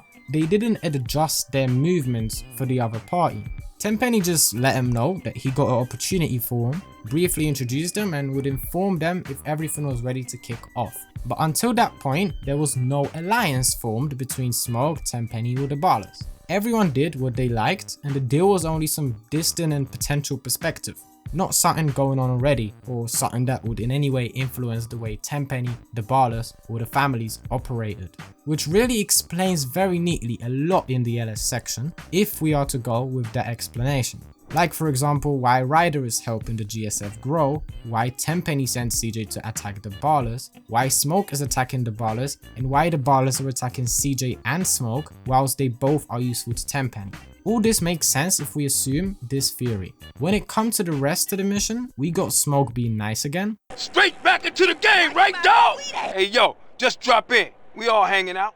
And then we got the phone call coming after tagging up turf from Hernandez, which is just perfect proof for the thesis that Tenpenny valued and needed CJ, and that's why he forced him to stay in LS. Carl, it's Officer Hernandez. Now listen, I've got a message from Officer Tenpenny. Don't try and leave town. That would be a big mistake. You hear me? We're watching you. And now, unfortunately, we yet again enter in the jungle in the middle of the storm. The mission, Cleaning the Hood, which, a little teaser, will raise even more questions, as if the big smoke weren't enough already. So as you may guess, the main highlight of that mission that we'll be talking about mainly is that in that mission, Smoke is yet again trying to convince Sweet to take up dealing crack. Hey, you gotta keep it real, man. Man, nobody give a shit about the hood. I do. All they do is sell yay and ruin the place. No crack ever made a gang type. Oh, no, man. Man, all they care about is smoking and money. You can't knock a homie's hustle, Sweet. And Marks ain't soldiers. They idiots trying to be businessmen. Yeah, but they down with us, man. All they down with is money. Man, they're slang to their own mama. They don't care about nothing. You're naive, my friend. We gotta keep our focus. He of course doesn't mention nothing to do with Tenpenny, only to take up crack. Now, we said that the most likely option, even though still hardly sensical, is that the mission Big Smoke and its eponymous character's presence in the Johnson house was an assassination attempt on Sweet. A truly horribly thought out, if at all, absolutely random and inexplicable one, but I haven't got better ideas, okay? And now, just 3 missions later, Smoke is all of a sudden back to trying to convince Sweet to take up dealing crack. So in a matter of days, he went from trying to kill him to yet again trying to work with him. And now we said that since Smoke didn't know about Carl returning to LS, his arrival could actually influence Smoke's and Tenpenny's plans. You know, Tenpenny decided that Carl is going to be a great asset, so he could postpone the assassination of Sweet, because perhaps he wanted to use CJ to get rid of the competition first, as he did during the story with the Vagos and the Russians. Or perhaps he wanted to equal the position of the GSF and the Ballas before he launches the partnership with the Syndicate. You know, so there's a good balance. I explained all that in this video already, why the balance was so crucial for Tenpenny. So we will return to whether these are valid points here in a minute, but now I'd like to tell you where I'm getting at with this. So Tenpenny probably called CJ ahead of his arrival and found out that he returns to LS. Now, if CJ's presence indeed has changed his plans and made him postpone killing Sweet, then why didn't Tenpenny inform Smoke about it, whose task to kill Sweet was seemingly still valid? Did he assume that Smoke won't do it because he had those moral issues anyway? Well, maybe. I honestly cannot think of a better explanation here. So now, before I summarize this thought, I want to explain one more thing to you. So now I mentioned that Tenpenny would postpone killing Sweet because he wanted to first use CJ to eliminate the potential future competition, as well as wait for the GSF to equal the Ballas, assuming that CJ would largely contribute towards achieving that. And since Tenpenny clearly highly valued Carl's abilities, as we settled on earlier, this is something he could surely think at the time. However, would it all suddenly become impossible if Sweet died now? Well, at first glance, no, because what would that change? Simply, Smoke would take over the families and they wouldn't even have to launch the crack operation now. CJ would still work for Crash, could still mash up the competition, and still better the position of the GSF.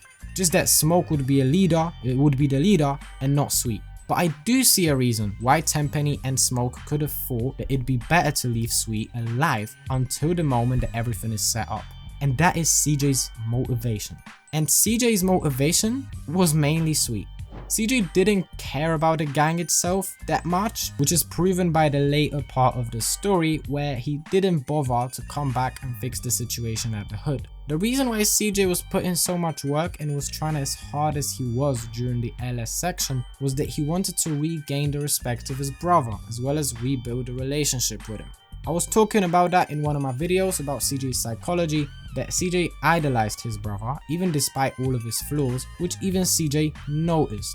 It was sort of a unconditional love and admiration that CJ had towards his older brother. Thus, if Smoke had killed Sweet, CJ might have got very demotivated by that fact, and I wouldn't be surprised if he was back at liberty in a few days' time from the funeral. Now of course that's if he hadn't been blackmailed by Tenpenny, but nonetheless Carl's willingness to rebuild the GSF would in my opinion significantly decrease. But I don't think that Tenpenny was the one who thought about it. I think that Tenpenny didn't change his plans after he found out that CJ was back in town.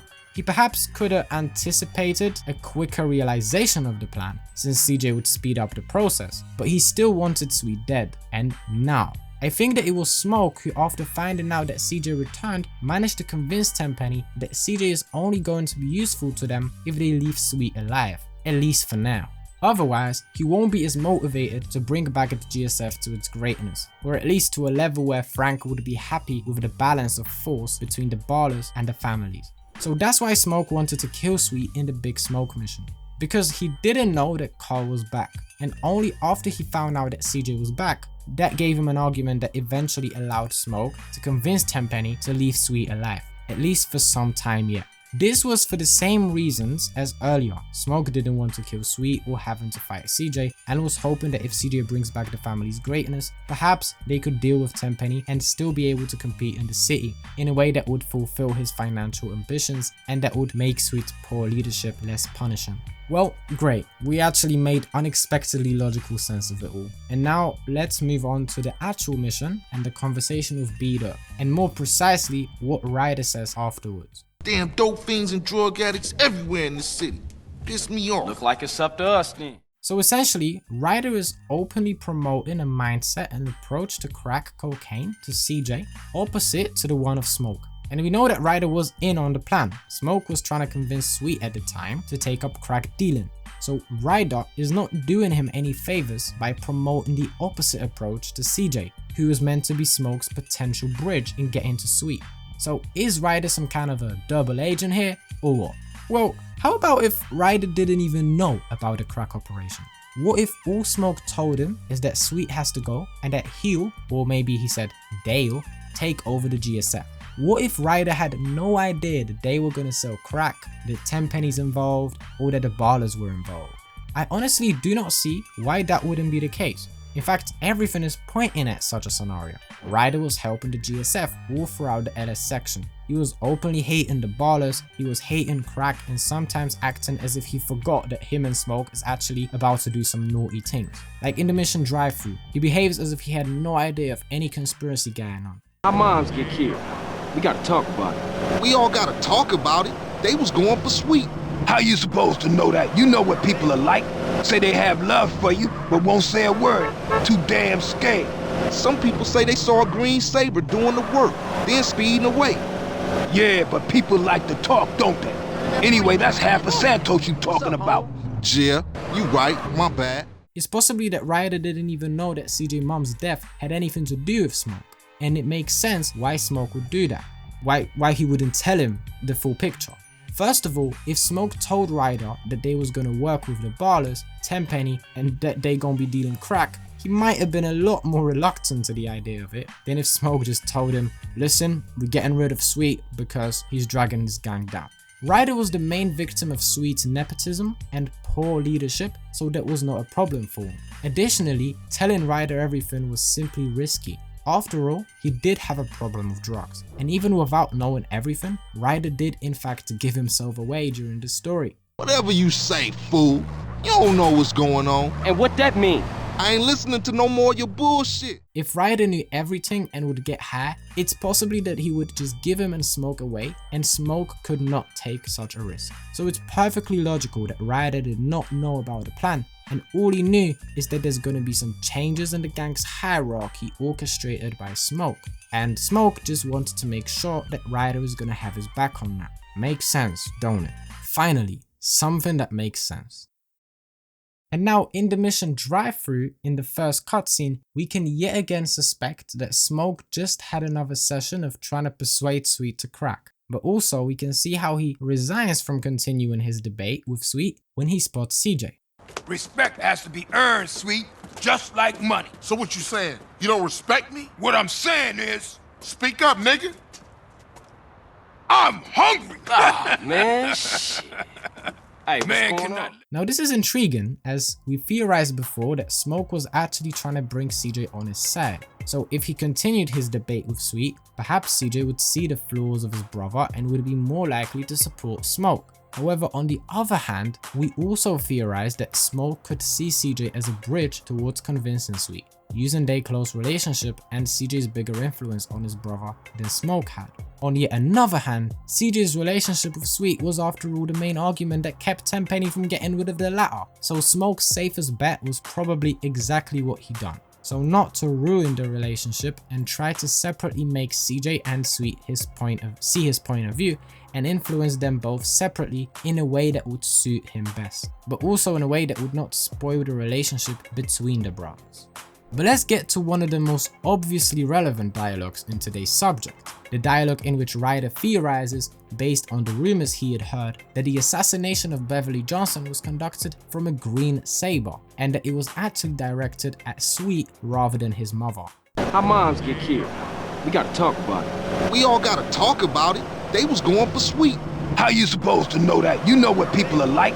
Say they have love for you, but won't say a word. Too damn scared. Some people say they saw a Green Sabre doing the work, then speeding away. Yeah, but people like to talk, don't they? Anyway, that's half of Santos you talking about. Yeah, you right, my bad. Hey, bruh. They had sprayed the house. I ain't see shit. We can see that Smoke is doing his best to put the subject aside, labeling Ryder's theories as empty speculations. It's a safe move from Smoke. There was no need to play with fire. And having the homies talk about it only increased the chances that Ryder's gonna say something he ain't supposed to, or that the brothers will reach some dangerous conclusions. But it seems like Smoke is chatting ish, or I don't understand something, because I don't know. Can you tell me how is the argument of Smoke in the first response supporting the thesis? Like, I was thinking about it for a long time, and I honestly ain't got the slightest idea what is he implying. He literally says that people like to talk, but they won't say a word. So do they like to talk, or they scared to talk? I don't know what to make of it. Later, in the big order cutscene, Smoke yet again changes the subject when Sweet and CJ begin to talk about their mum's death again. Hey, sorry bruh. You know I gotta know about mine. I know, CJ, I know. I'm just trying not to think about it, that's all. I didn't even know she was hit until it was all over. Yeah, right. Let's eat. Let's move on to the Ballas drive-by scene. Now, obviously the main talking point is Smoke isn't shooting at the Ballas, so that means he a traitor.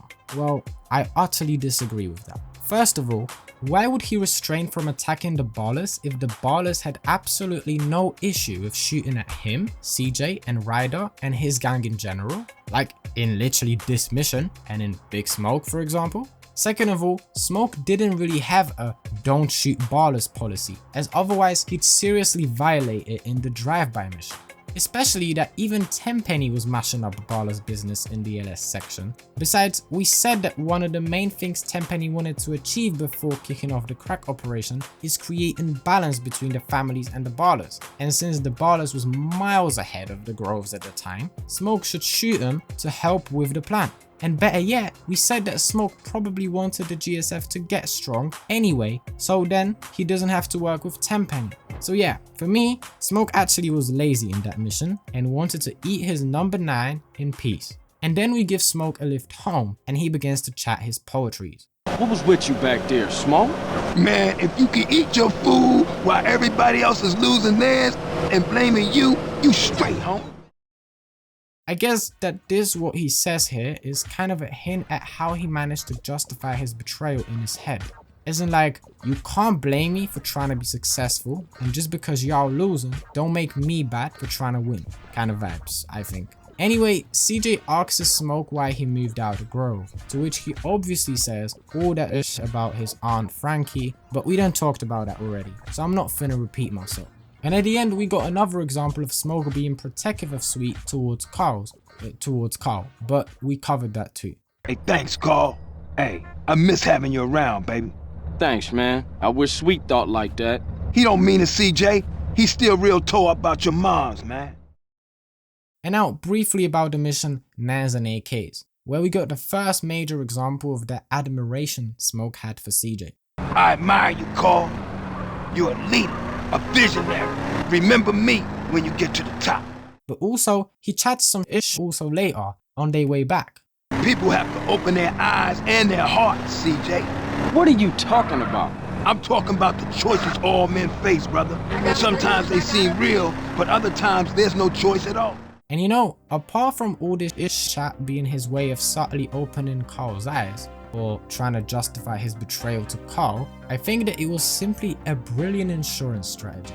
I mean, like, Smoke was chatting a lot of bollocks, so that way people like Carl will expect him to do so and won't take him as seriously. So if Smoke accidentally said too much and potentially revealed a little of what he shouldn't have, it would be more likely to come unnoticed or labeled as one of his nonsense poetry. I ain't gonna lie, a pretty smart move. Now the next mission, at least the final version of it, isn't all that complicated. However, it is very relevant. This is the first of the 2 times we encounter Tenpenny at Smoke's house, coincidentally leaving just as Carl arrives. Of course, we're talking about the mission Running Dog. Smoke is faking that he's very irritated by Tenpenny's presence and makes up a very decent excuse, claiming that Tenpenny considers Smoke as the most important member of the gang, and therefore comes to question him a lot. Those nosy motherfuckers won't leave me alone. Think I'm Mr. Big or something, but I don't tell them shit. For me, it's all about my homeboy Carl. In reality, it seems as Tenpenny was using Smoke the same way he used CJ. This time, he tasked Smoke with killing 2 Vago marijuana dealers. Why? Well, it could be the part of that removing competition before kicking off the crack operation thing, or it was more of a we don't like him and he don't like us kind of vibes, as Tenpenny brilliantly stated as the reason for why he orders CJ to kill a certain Vago member in the mission Burning Desire. We don't like him and he don't like us. That really doesn't matter too much. We all know too much about the Vagos killed, and it's almost certain that it was one of the 2 reasons listed above, which doesn't really provide any breakthrough information concerning the entire analysis, other than acting as good proof for what we already talked about. Also, an interesting thing is that Smoke told CJ about his cousin arriving from Mexico, rather than that he is running a cop errand. My cousin is coming in town from Mexico. I got to go scoop her up. Alright then, come on. Now, this was probably done so CJ don't ask too many questions, although he kind of did anyway. Perhaps it was Smoke again trying to talk ish to be able to mask himself better. I'm not really sure, but I don't think it matters that much neither. So let's not dwell on that, and let's move to something more interesting, and I reckon that a piece of information that not all of you may be aware of. That's because it comes from the beta version of the game, and more specifically, I am talking about the unused audio files for that mission left out in the files. Now, I want you to take a listen to 2 of the unused dialogues from that mission. Let's go home, I gotta eat, man. Okay, say Smoke, what's going on with you and Tenpenny? Who? Tenpenny. Man, I ain't never heard of him. I saw him leaving your apartment. Oh, is that his name? Yeah, you know it is. Man, it ain't nothing. He a buster. Likes to give people a hard time. You know that, Carl. But you know me. It takes more than a fool like him to bug me out. Hey, Carl. I'll see you later, all right? And look here. Don't let that Pentonberry or whatever his name is give you no bullshit. I'm trying, man. Well, try harder. Look at me, man. You're a great man, Carl. A great man. Before anyone asks, yes, in the BR, we was initially meant to drive Smoke home, it seems.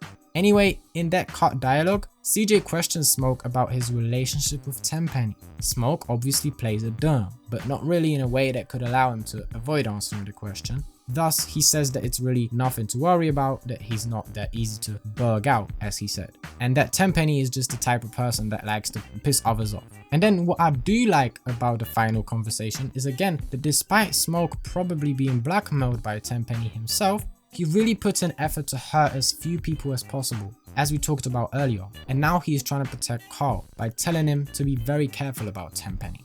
Which kind of also implies that Smoke was blackmailed and that this whole betrayal and the way Tenpenny wanted him to do the betrayal was not something he was happy with and didn't really want to do that.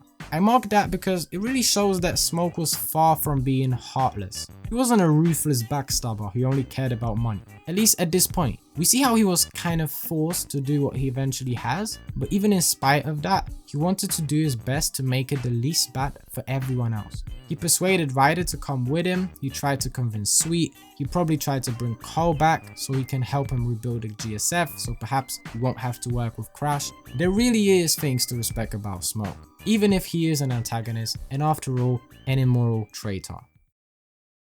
Wrong side of the tracks. Crash yet again leaves when CJ arrives. No coincidence here, it just shows that what Smoke and Tenpenny was talking about was private and couldn't be allowed for CJ to hear. In contrary to, for example, when Tenpenny visits Ryder in the Catalyst mission, for example, where he has absolutely no issue with Carl hearing everything.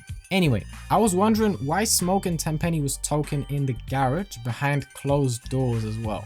But I guess that there's nothing deep behind it. Rather just when they came around, Smoke was doing something with his car, similarly to like in the following mission, Just Business. However, before we get to that mission, we got quite a lot to talk about in this one. Again, let's have a look, or rather a listen, at another car trip chat, as I call it, between Smoke and CJ. You know the parable of the wise sheep call? Nah, I don't think I do. Well, you should pay attention to what I'm gonna say. Okay. The wise sheep does what he says and only eats the greenest grass, while the foolish sheep gets eaten alive by humans. What are you talking about? I'm thinking of going into the ministry later in life. Just testing some shit out. Whatever. So this yet again is sort of revealing to us how Smoke was justifying his betrayal in his head. He mentions that a wise sheep, so himself, is listening to what he says.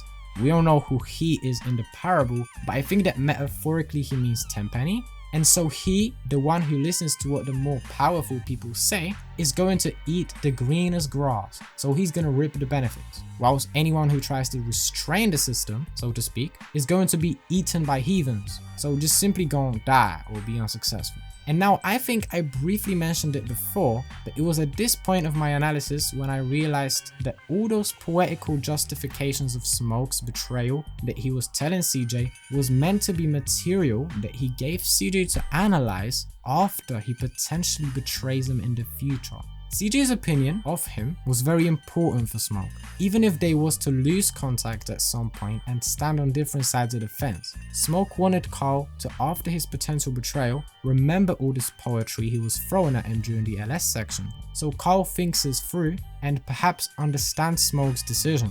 Therefore, he wouldn't consider him as badly, I guess. And that's why he always would give some weird cheap excuse like, with that just poetry I read, or now that apparently he's thinking of going ministry later in life. Let me know what you think about that theory. And now this next section is really interesting. Smoke says that they're supposed to be looking for a posse of vagos who was meeting a posse of some San Fierro Reefer essays in order to cut a deal. What we looking for, Smoke? Some Vargas cats meeting some San Fierro Reefer, cutting some kind of deal. San Fierro? I thought northern Mexicans don't mix with Los Santos essays. Shit, you got me. Now, I've always assumed that the vagos that we kill on the train were only heading to San Fierro to meet the Reefers. However, I find this option rather nonsensical now. First of all, the route that they take is very much not optimal. I mean, they go through Las Venturas, they would go through Las Venturas, then the desert, and only then arrive at San Fierro, rather than to go through Flint County. Well, unless they were meeting the Reefers at LV, which would on one hand be weird, but on the other, neutral ground rule, so maybe not as weird. Plus, even if not, it seems like a fair sacrifice of logic for a bit of gameplay here, as the final route of the Vagos actually gives the mission more time and more space for the developers and is more interesting, because had they gone the shorter route, well, there's a tunnel and that tunnel leads straight to the barricade, so that wouldn't be too interesting, would it? Still, it's rather ridiculous that the Vagos would choose such a bizarre form of transport. I mean, not only are they taking the longer route, but they also choose to travel on top of a train? The only argument that comes to mind, which is super dumb, is that script-spawned trains can phase through the bridge barricades, seemingly, but you can't really use that as a canon explanation. That is fully a gameplay feature and more of an oversight than anything that should be considered lore-wise. Besides, if Rockstar already was cool with showing us blatantly how a train basically apertly breaks the laws of physics, then I don't see why wouldn't they do that same thing with a car or anything else really. And now, I think that the skin selection in the game is an oversight or a canonical mistake. Notice that the Vagos are actually doing the deal animation when we arrive, as if they were doing the deal then and there. Also, in the beta audio, we can clearly tell that upon killing the gangsters, they was meant to drop money and a certain package, which probably contained drugs. Damn! That's what we wanted! Damn, that's what we were after! They gave it up! That's our baby! Man, look at all that cash! Help yourself, CJ! Help yourself, baby! Hey, I need to get this back to my crib. So for me, two of the Vagos from that mission was actually supposed to be San Fierro Reefer members, but someone coded in the mission either misunderstood what skins he should give the characters, or perhaps put them as placeholders and forgot to change them. But I think it's more likely that is the first explanation. This perfectly fits Smoke's dialogue. They was looking for the Vagos meeting some San Fierro Reefer, meeting them at this specific moment. And I always took the use of present continuous here as the plan, or that they are currently in the process of doing actions that was meant to result in them meeting the Reefers, so transit basically. But this way it makes far more sense, especially that if we was to collect the package of drugs and the money, it means that both parties had to be on the train unless one jumped the other, which is rather unlikely. And that's due to the deal animation that is used between two Vagos, whilst one party should have been San Fierro Reefer. And that also explains the bizarre form of transport, because that was not their preferred means of transit, but rather improvisation after they clocked Smoke and CJ, and they was just trying to escape. This on its own is very interesting, but what's also crucial is that it seems as if the Loco Syndicate was making deals via the Reefers, whom they used for their moves in the story as well. And here we got another example of those loose agreements that Tenpenny was making. You would have thought that if the LS had a deal lined up with Tenpenny, which we know they had from one of the ID cutscenes with Toreno, they would hold it down for Tenpenny and not go work with anyone else before Tenpenny gives the green light. But really, it's just like with the Ballas. Since Tenpenny was sure taking his time with the outcarry of his plan, it would be weird for the LS to restrict their moves just waiting for Tenpenny. Sure, they had it in the back of their minds, but if there was other business opportunities in the meantime, they just took them, and it seems the Vagos was one of them. And yeah, Toreno don't say directly that Tenpenny is the buyer, but he says it's pretty big, so I'd rather be in favor of that being Tenpenny's Ballas family's union rather than the Vagos. But you know, who knows? Maybe the buyer Toreno was talking about was the Vagos. But well, we all know that. And so this proves that Tenpenny wanted to get rid of the competition by mashing up the Vagos, as here we got it very clearly shown that the Vagos were constituting it, and they also wanted to deal with the LS. And now we get to the dialogue that is incredibly important, and that supports or even proves that CJ's presence was a crucial factor in Tenpenny's and Smoke's actions. Listen to this unused trip chat. Why Tenpenny want that pack? Who, Penny? Don't bullshit me, Smoke. God, man, there's something about you, man. Some kind of strange kind of aura, man. Smoke, when you gonna stop with this weird bullshit? The truth is, Carl, we've been lost while you've been gone, but now we saved again. What's in the package, Smoke? The problem is, too many of the chosen ones get killed before they die, man. If the afterlife means peace from your bullshit, I think I'm ready. What's in the damn package, Smoke? No more bullshit. I don't know, homie. I'm just trying to help these officers keep shit off the street, man. I don't trust them. Sometimes trust ain't an option, huh? We was lost whilst you was gone, but now we saved again. That shows that CJ's presence was not only hope for Smoke to not have to kill Sweet, but also the argument that allowed him to persuade Tenpenny to postpone the out-carry of his operation and give Smoke more time to convince Sweet to crack, or maybe get CJ to help bring the GSF back on the map so he don't have to work with his aunt. This really is a strong argument, and even though it's technically BR, it just tells you the thought process of the story writers. So even though this is not canon technically, it helps you believe the theories that are already possible to form without hearing those dialogues, but become realistic after you hear them. So this one is really crucial and is validating the theory about CJ's unexpectedly big importance in this thread. And the Just Business mission is exactly the same case. It's going to make the theory that we've already formed a lot more believable. As to why Smoke is sitting behind his car in the most uncomfortable position conceivable, I'm not even going to attempt to answer that question. Well, unless he was hiding from Tenpenny, perhaps? But let's just leave it, okay? Because I just have no idea how to interpret that. Maybe he was just cleaning the exhaust pipe. There you go. But our theory about the whole thing so far is that the families was actually not meant to be wiped out initially, and that's because Tenpenny wanted balance between the two gangs he was trying to unite. Plus, CJ became a lot more useful while the families was good, rather than what he would probably be if the families was gone. So the families was meant to be a fully fledged part of the crack operation, only Sweet was the problem, but he was left alive in order to not demotivate CJ. That's the theory we are going for right now. So the balance theory. There's also the family's wipeout theory, but this is the less likely one, at least for now. And now, listen to what Smoke says in the trip chat of this mission. Lot of shit about to go down, Carl. Families coming back, ballers pushing base, Russian cats with nothing to lose about to bust some ass. Families coming back. Now, I do not think that this is a lie. It just confirms what we've already said. Ballas pushing base, that's also a teaser of the partnership with LS, and the Russians bit, that's also kind of hinting at what we've already talked about, so that the Russians were constituting competition for Tenpenny, and that's why he was mashing them up in the story. Okay, now we'll go through Ryder's missions. In terms of home invasion, I didn't find anything particularly relevant to our today's subject, and we already told about why Ryder is putting work for the hood, even though the finale of LS suggests that families was meant to be wiped out, which, as everything else seems to suggest, wasn't the case at this point. Plus, it's possible that Ryder weren't even aware of the partnership with the Ballas specifically at this point. The Catalyst mission is a mission that reveals the ways of Tenpenny. In the mission, he tips off 3 different South Central gangs about the same gun train. So they all go there and mash each other up. This is a classic example of Tenpenny making gangs eliminate themselves. That was perhaps a little dirty method, but practically it was probably a lot more efficient, as collecting evidence on each gangster would be far longer and more complicated process than getting rid of them, especially if you can get other gangsters to get rid of them, and for free, because not only do you blackmail them, but it's just simply a win for them too, because they also want to mash up their rivals. Wait, didn't we already talk about that? I don't know. And robbing Uncle Sam is particularly intriguing because Ryder, as we discussed already, gave himself away a little. Whatever you say, fool.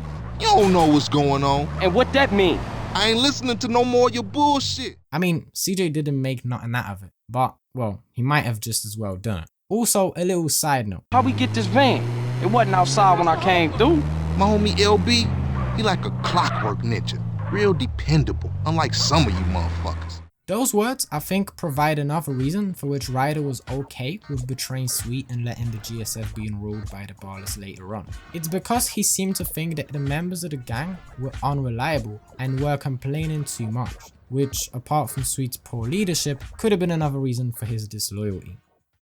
And now the mission House Party, which can be a little puzzling, as that was a direct attempt from the Ballas to finish off the Grove Street families by taking over Grove Street. Now, this technically makes sense, as we already said how Tenpenny's plan was almost certainly to unite the families and the Ballas in the crack operation. And we also said that even though the Ballas were set to work with Tenpenny and they knew about Grove's involvement, they may have had different ideas, and it seemed like even though Tenpenny and the Ballas were basically set to work together in the future, they both took different approaches towards the families. So it ended up with Tenpenny relatively allowing the families to grow and even helping them, and the Ballas still trying to wipe him out. At first, it looks absurd, but if you think about it the way that was already described earlier, it really makes sense that the Ballas didn't want to go for that and that the arrangement between the Ballas and Tenpenny was in no way a collaboration, at least just yet, of course. I mean, there's still technically a possibility that Tenpenny actually wanted to destroy the families. The families wipeout theory, it's still valid,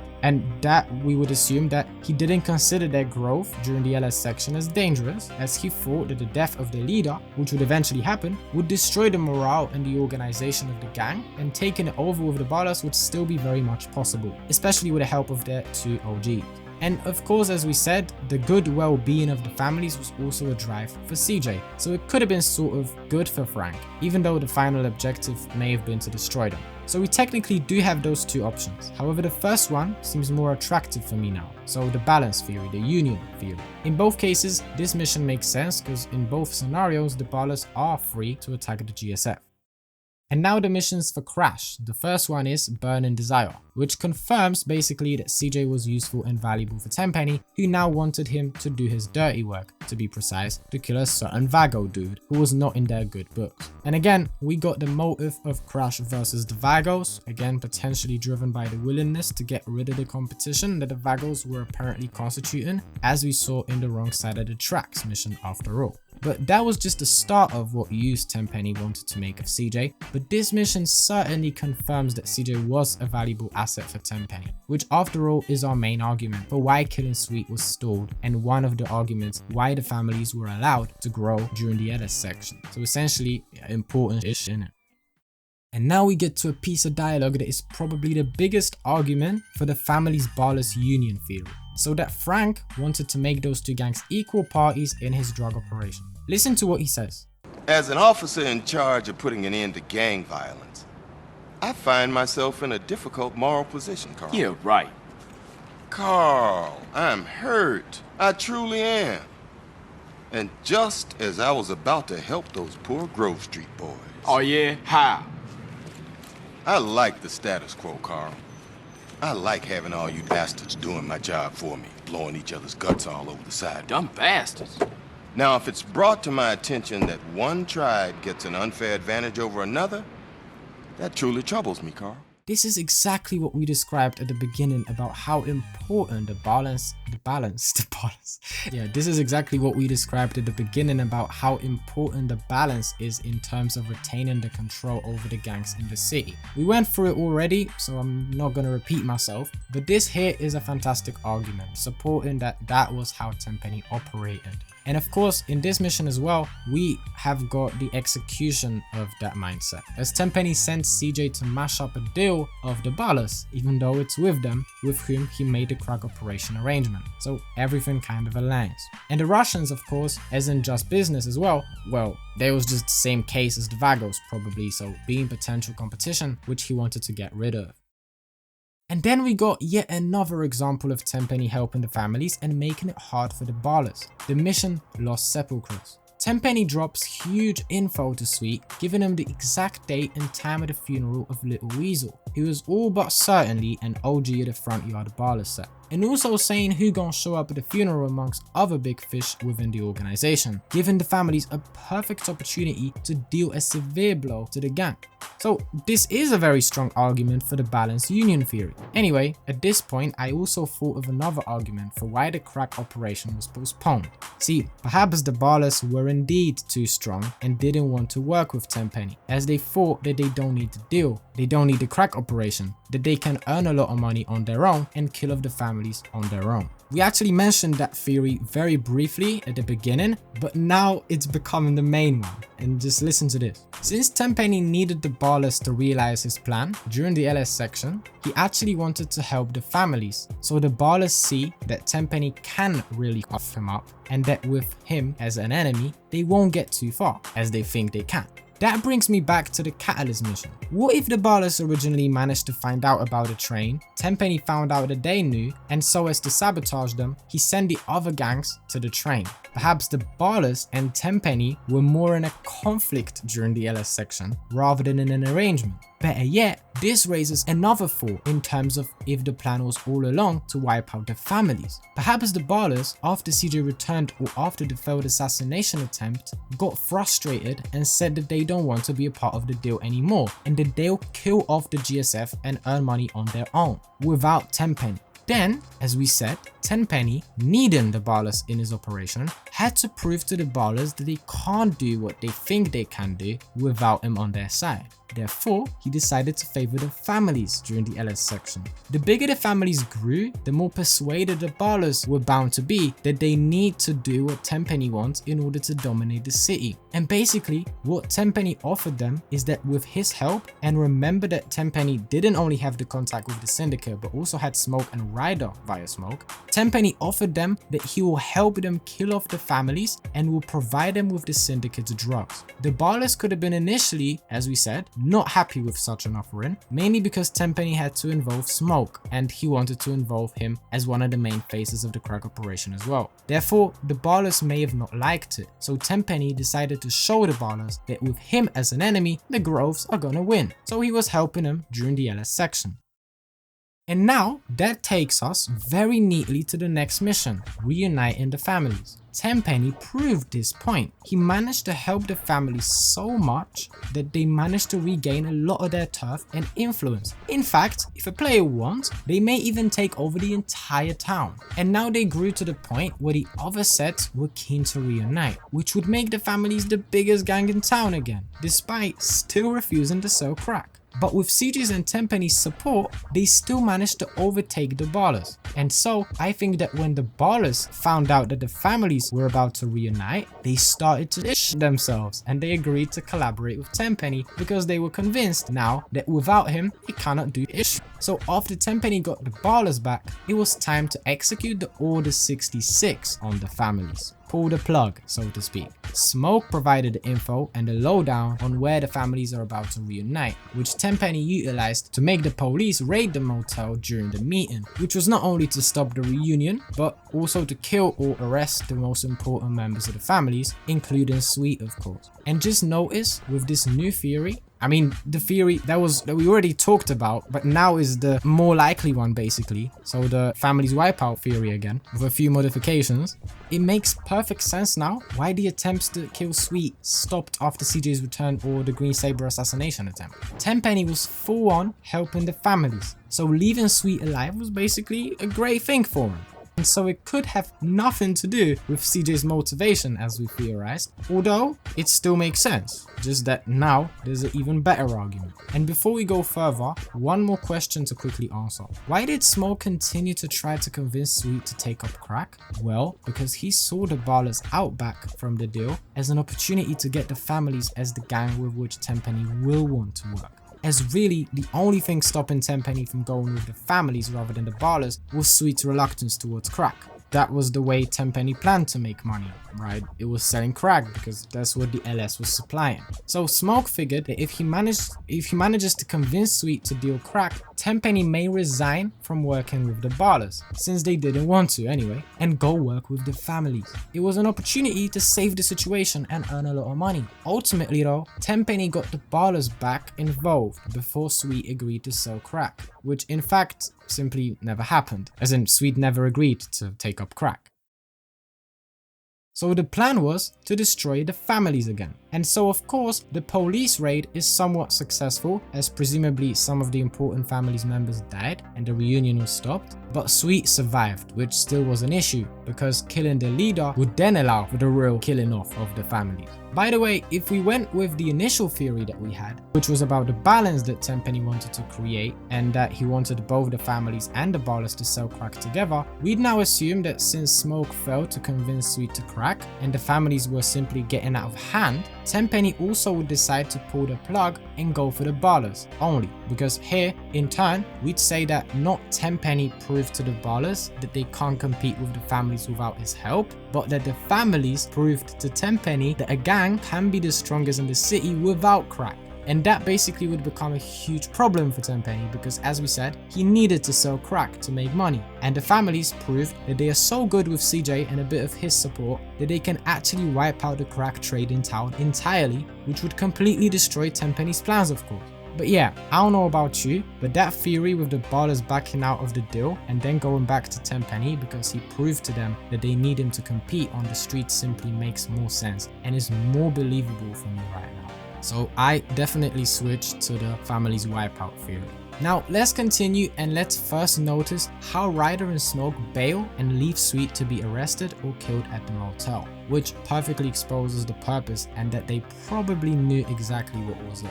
But also, let's ask the question, why did they return for Sweet? Because for CJ, it makes sense, and that's actually one of the reasons why they returned, because Carl was still very valuable for Tenpenny and Smoke, and perhaps Ryder too, so they wanted to check on him. Obviously, initially, they wanted CJ to escape with them, but CJ decided to go save his brother, so they had to go back for him. And secondly, Smoke simply wanted to make sure that Sweet gets arrested. That's right. He wanted to pick him up in case CJ managed to save him, which he did, and then get him arrested during the chase. Because note a few facts. First, during the chase, Smoke is kind of going in circles, and CJ even calls it out. Hey, ain't we been here before? And even more so, there are more unused files for CJ calling it out. We going around in circles. Smoke, stop going in circles. You know, he knew that Tenpenny would make sure that only Sweet gets locked up, even though they all would get arrested. But also, he couldn't make this too obvious, because then Sweet or CJ would realize, and well, he could have just got a bullet in the head for that, which risk he understandably didn't want to take. He had to get him arrested in a believable way, which is, by the way, perhaps why Ryder gave CJ a .40 rifle. Hey man, I'm running low. I got a K here. This fucking antique. The K's jammed. That was supposed to make this cheeky arrest easier for Smoke. But that's not even it, because later Smoke drives into a car wash. Put up your window! Smoke, what the fuck are you doing? Damn it, Smoke! I got soap in my eyes!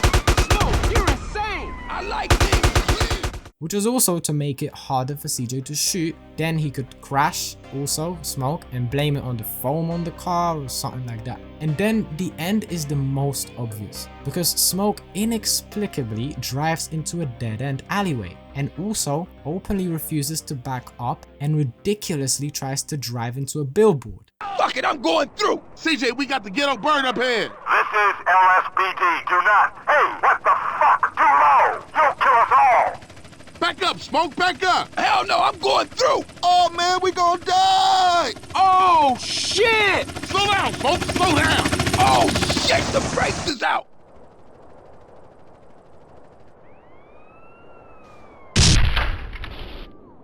It's almost as if he was planning to bail out unexpectedly, hoping that CJ and Ryder would do the same, and hoping that Sweet won't. Or hoping that they simply all bail out and get arrested in the alley. But of course the police totally coughed up there, and Sweet locked out yet again. But we see how Sweet now became the target again. And it is continued, of course, in the next mission, the finale of the LS thread. This time is continued. That's exactly what we was pretending about in the mission Big Smoke. If Smoke was actually in the Johnson house to kill Sweet, then why was he not continuing to attempt to kill Sweet later in the story, and rather was convincing him to take up crack again? Here, everything makes sense. Right, so the mission Green Sabre, the LS finale. So Sweet don't give up and prepares his people for some proper gangbang on the Ballas. Presumably, Smoke gives away the information to Tenpenny and the Ballas, which is why they prepare an ambush, which we can see during the dope spot scene in that mission. Now, a wow thing that popped up in my head that I wanted to briefly talk about is there a possibility that CJ was deliberately lured away from the meeting with Sweet in Mulholland so he doesn't get himself hurt because Tenpenny needed him? And I think no. Caesar definitely weren't in on it because he loved Sweet's sister, so he wouldn't do anything against Sweet. Plus, why would Dent go on and become one of the most important people in CJ's life and help to destroy the Loco Syndicate? Like, that's just not the case. End of. But I thought that perhaps the rumor that Caesar heard was intentionally initiated, but that was really optimistic gamble as well, because it assumes Caesar hearing about it, telling CJ in the right moment, that CJ won't tell Sweet on time. Like, the plan could have fallen apart in 20,000 places. So I guess that Tenpenny simply hoped that CJ would survive the ambush, and it's not like his infield skills weren't a good argument to think so. It is possible, however, that Sweet was indeed meant to be only arrested rather than killed. That's because Sweet in prison gave Tenpenny amazing leverage over Carl. nor is the zest Tenpenny tells CJ about Sweet being inside with. Oh, Sweet! Sweet is alive. Alive and inside. He's in a prison hospital, being treated for gunshot wounds, awaiting trial. It was perfect, cause Tenpenny could say exactly what he said. Now you stay the fuck away from Smoke, and stay the fuck away from us. Otherwise, Sweet's gonna find himself on a baller's block, getting in touch with his feminine side. So now the families get taken over by the Ballas, which now we assume was the plan all along. Interestingly, the theory with the Union is still valid, but in my opinion, this one wins. The family wipeout wins. Let me know what you think in the comments. But this is not the end of Tenpenny's operation. Granted, we have gone through the most baffling and complicated sections, but there's still a bit to talk about. First, the mission King in Exile, which is simply proof that the crack operation has started and that the shipments are already being run. Thus, the collaboration with the Loco Syndicate is also underway. Word on the street is twice a week. Smoke sends a car to San Fierro and the trunk comes back full of white. Another proof comes in the mission Photo Opportunity, where we witness a meeting between the representatives of the Loco Syndicate and the delegation of the Ballas, which was led by Ryder, about whose role we also learn here. Ryder seemed to be the representative of the crack operation and potentially was taking care of the shipments for Smoke and Tenpenny. In the BR, we were also meant to witness an actual exchange of the goods during the meeting, as well as CJ had this line. Oh man, it's true! Ballers rule the family! Which simply confirms the dynamic between the Ballas and the families. Now, the missions Badlands, 555 We Tip, Snell Trail, Misappropriation, as well as High Noon proved to us how important it was for Tenpenny to have a guy like CJ who take care of all the heroes trying to expose Frank's corruption or whatever other problems would arise. All those cases show how busy Frank was with all the heroes, and as we know from the story, he eventually did lose control over his own operation, which showed that even having CJ didn't turn out to be enough to maintain control. So the balance plan that we talked about, that in the end I guess he didn't introduce, perhaps would have actually helped him maintain that control. Although we don't really know that, do we? Yeah, this kind of backs the theory that CJ was very valuable for Tenpenny, as even with him he failed, and I don't even want to think what would happen or how quickly he'd get banged up without Carl's help. As much as CJ helped Tenpenny, he also kind of helped Smoke take over his operation. And that is by destroying the Loco Syndicate. He was Tenpenny's supplier.